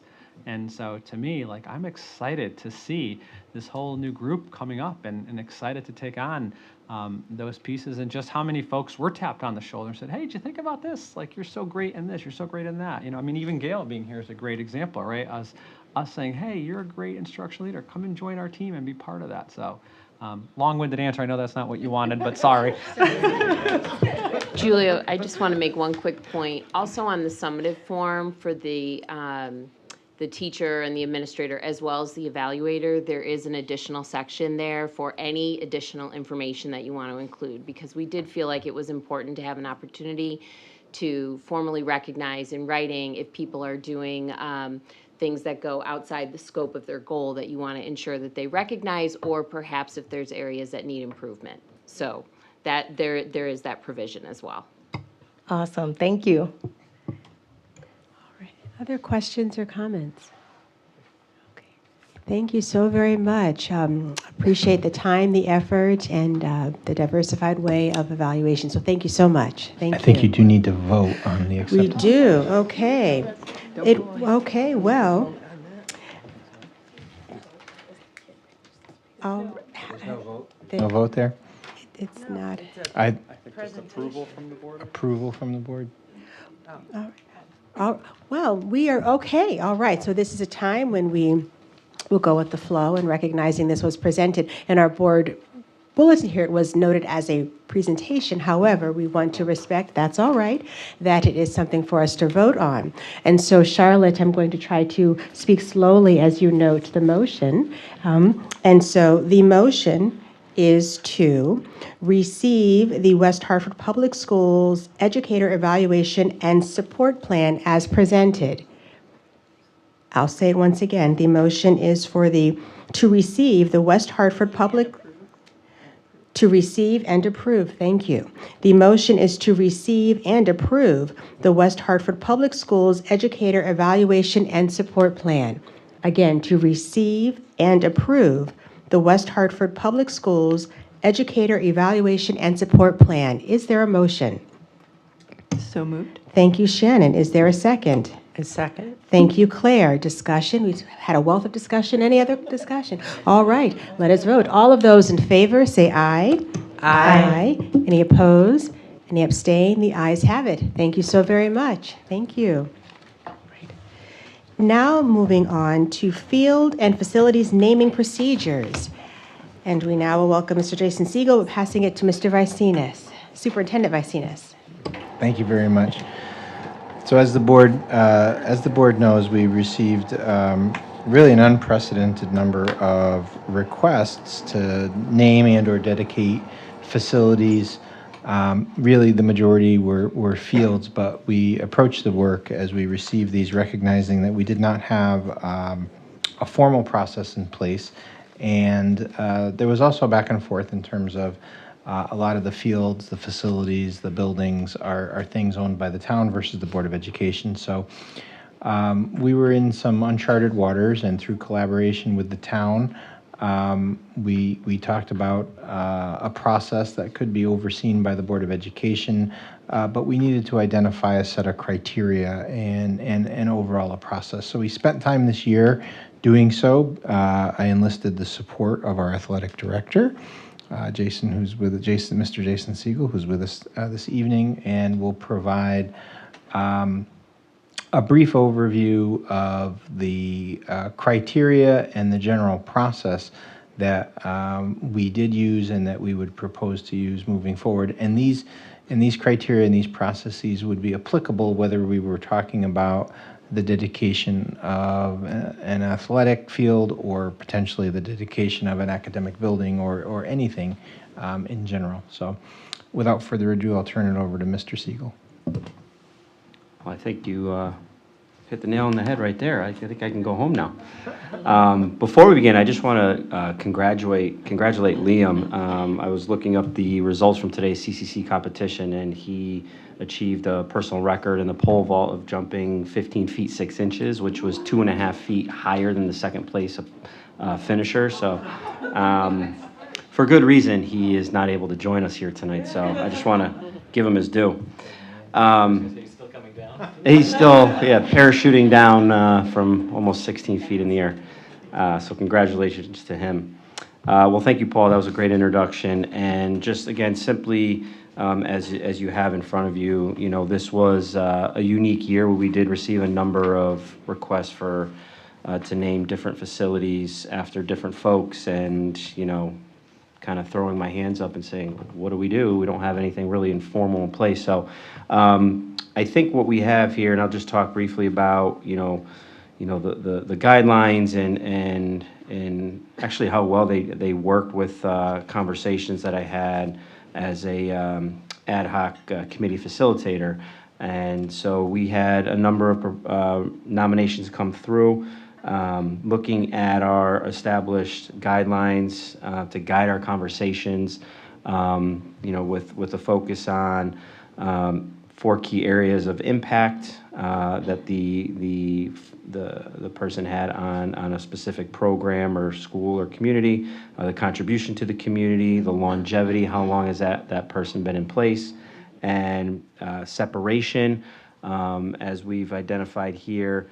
A minimum of 1 year of separation from their, in this case, coaching responsibilities, as we're talking about athletic facilities. And then finally, equity advancement.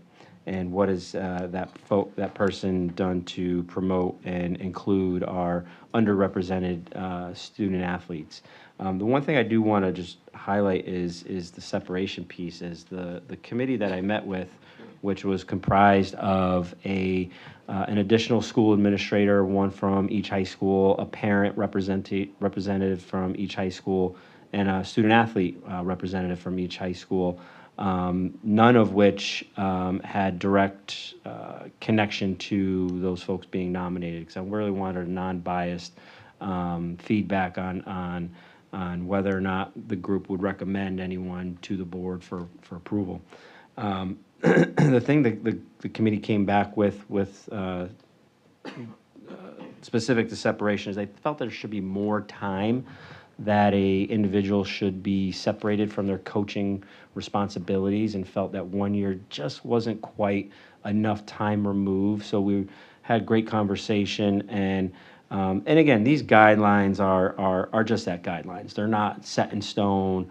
But just to facilitate the conversation where, depending year after year, depending on who's nominated, there might be different things that, maybe that we look at the 1 year separation or consider that, but generally speaking, the folks thought, more time removed, and we kept coming back to the number of 4 years. And great conversation with regards to, you're likely then to have a student athlete or family fully removed from an athletic program at that time.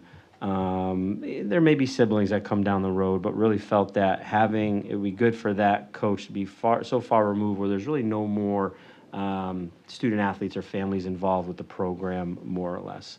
On the last page, we stuck to our guidelines there, and I think for the first go round, with a more formal process, it worked really well.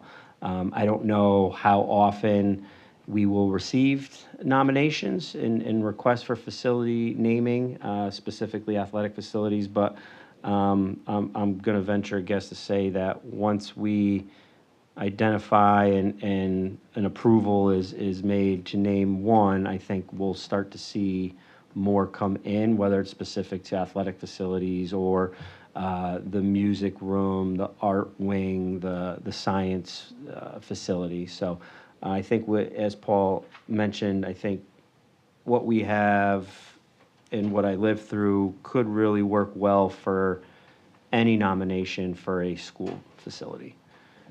Thanks. And I want to just piggyback one piece, and obviously it's in the written report, but just to emphasize it for the listening public.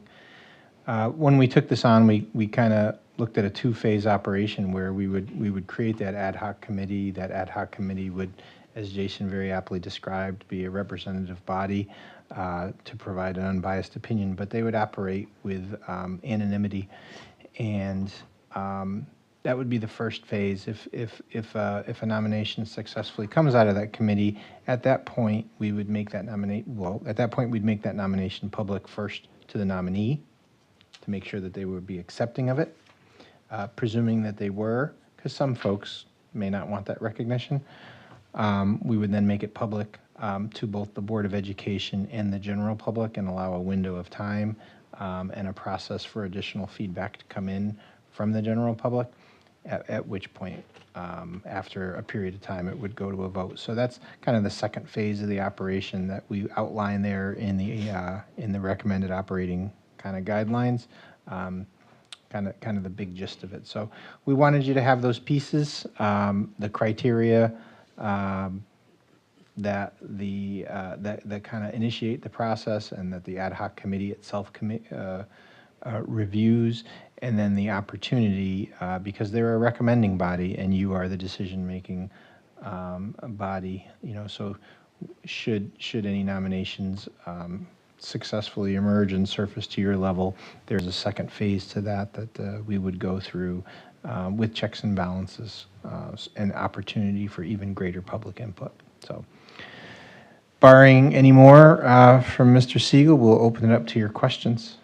All right. Thank you so much. Questions, comments? Jason? I didn't see it in here, and I apologize if I miss it, but will there be any kind of background check that's conducted on nominees?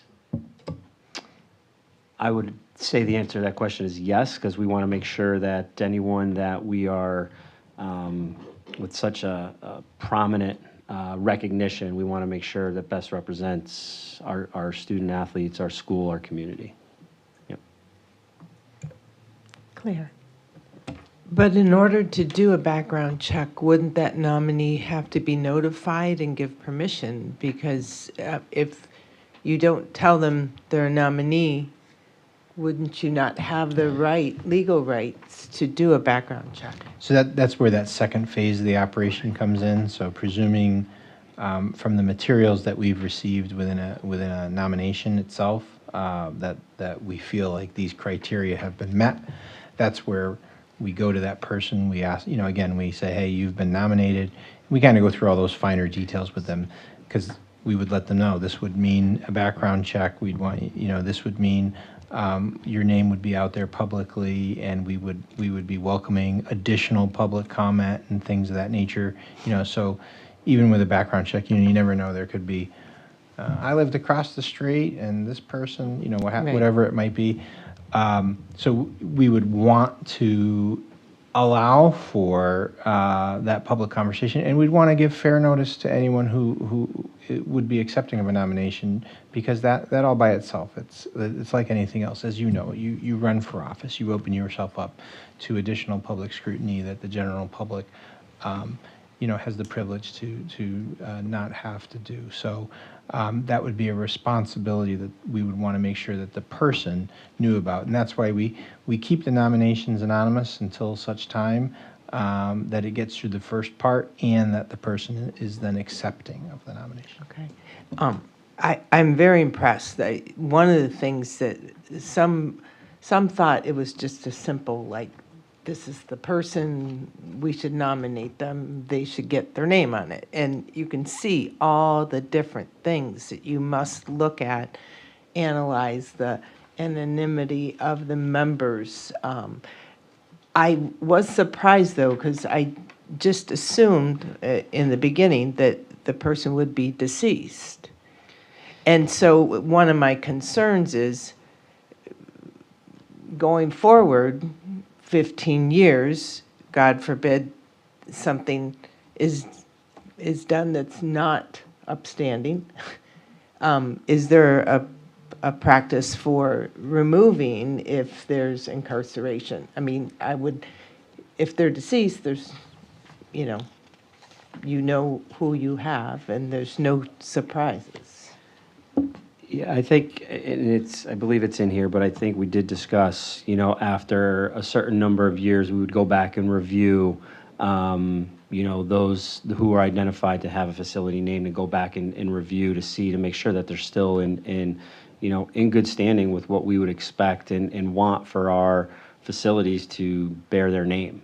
And it's interesting, you bring up, you think they might need to be deceased. Well, prior to putting this in place, this language in place, I shopped around with other school districts and say, hey, what do you guys do? Do you have a process? And you may or may not be surprised the range of answers that I receive, from everything, we don't even entertain it until they're deceased, to a simple letter of support to the Board of Ed and the Board of Ed votes, to a much more formalized process to not having anything in place. So it really ran the gamut of what exists out there. So I think, obviously I'm biased being, working here and supporting our student athletes and programs. I think this is really good language to really take into consideration a lot of different things. And I think what was I expressed to the group when we met, the most important piece was the anonymity of, who's involved in the conversations that are taking place, and that it remains in that circle.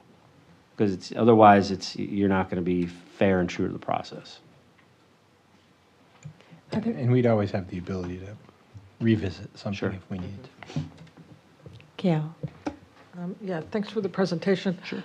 Is that committee already put together, or are you putting it together?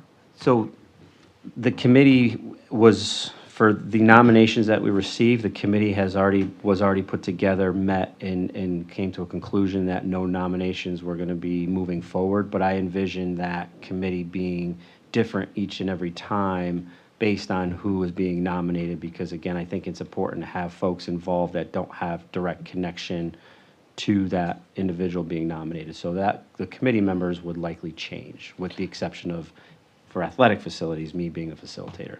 And if somebody wanted to submit a nomination, how do they do that?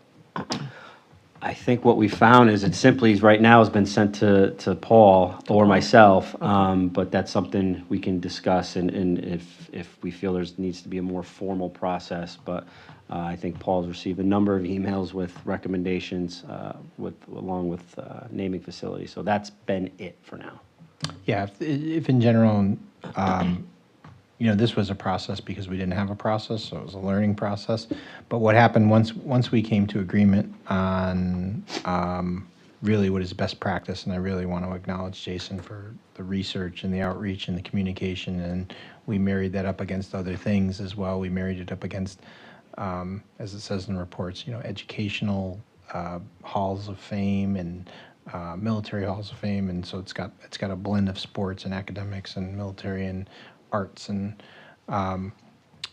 we reached back out to each of those nominating folks and gave them a heads up about, hey, here's the criteria and here's the process. So as we move forward, if as an administration we receive some form of interest, nomination, or what have you, we'll be able to send them back. We'll be able to reference this Board of Education presentation. We'll be able to reference these criteria and say, here's what the process looks like. Here's the criteria that we will be gauging against. Go ahead and submit to us, and then we'll be able to tell them we'll create a ad hoc committee. This will be the approximate timeline, and take it from there. So now that we have this in place, it'll be a much easier process for us to be able to respond to inquiries from the public. Ethan, is your hand raised? Yeah, just a question, and I thought I saw it, but I can't find it now. This sort of avoided the subject of taking names off. Fields or... Yeah, it is in there, and those facilities that are currently named would be grandfathered in. Because my question is, if you start naming, and I realize you didn't come up with any, you're going to run out of buildings, I assume, or facilities. It's going to be, being a high school, again, speaking athletics, a high school program, we have one stadium with one turf that you play multiple sports on that one field, right?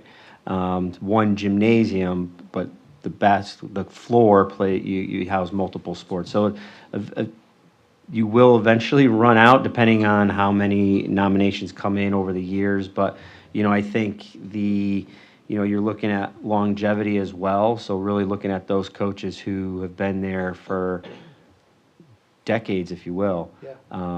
And seeing it firsthand every day, it's incredibly challenging to coach in 2024. So I'm not looking to change the guidelines, but Sure. I think you might want to, for the future, think, if you actually started adding, maybe also what criteria you look and say, is this worth keeping the guy on for eternity? No, your point's well taken. We do see, and I think that's an upfront piece, both in some of this comment, some of the stuff that we've put back, and something that we ground the committee in. We see the naming of a facility or a field or anything else as a very rare and very, a very honor, bestowing kind of a thing. But it would undervalue the naming of something if this became essentially a contest to get as many names on as many things as possible. So You're your gonna point is, rapidly run out. yeah, your point's well taken. The other two things was, I do think, and again, it's probably a function of how many years, you had like two people who just passed 50 years or made 50. It might be nice in some cases, and again, I just was sort of pushing not to add too many, but to give it to a person, I think that means more than knowing you're gonna be done after you die, so. I don't have the answer.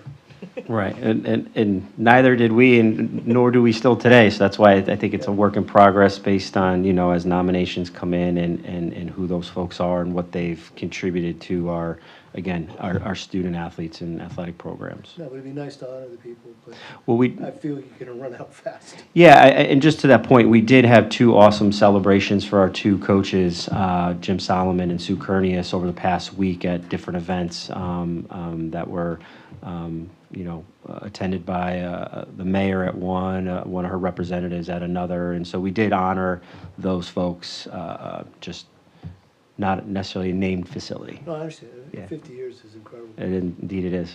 That's all. Claire?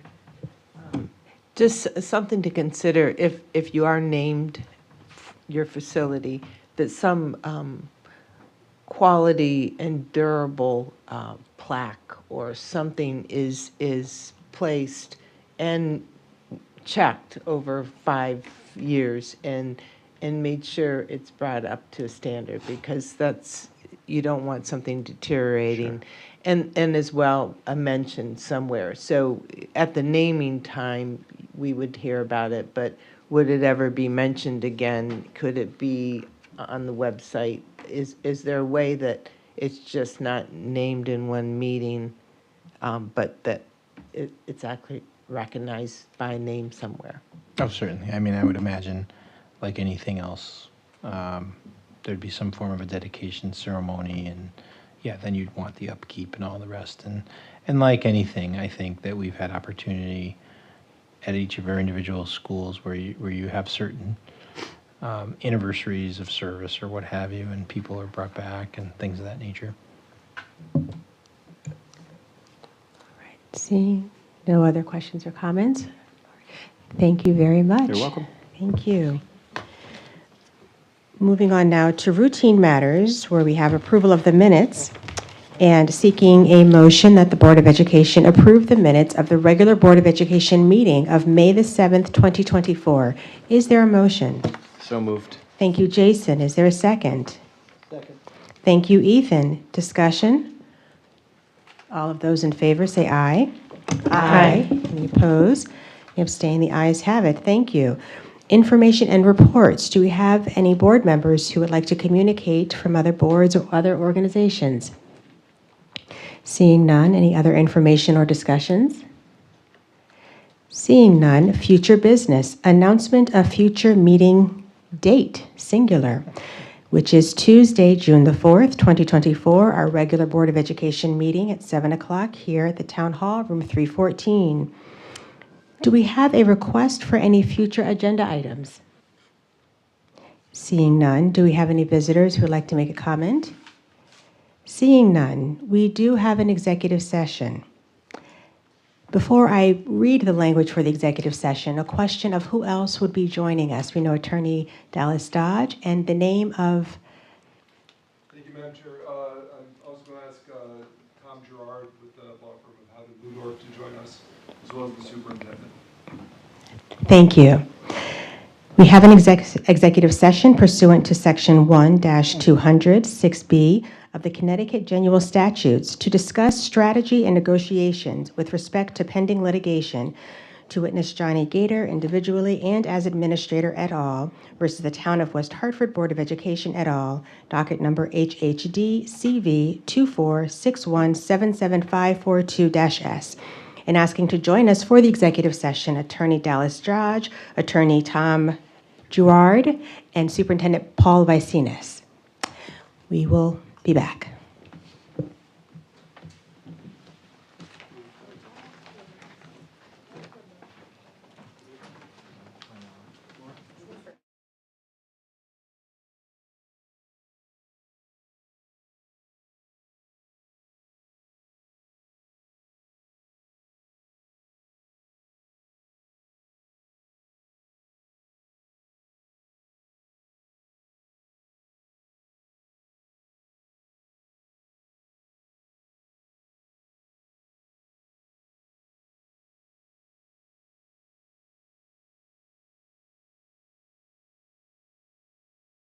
Cross our T's and dot our I's, seeking a motion for what has been read for the purpose of the executive session. Is there a motion?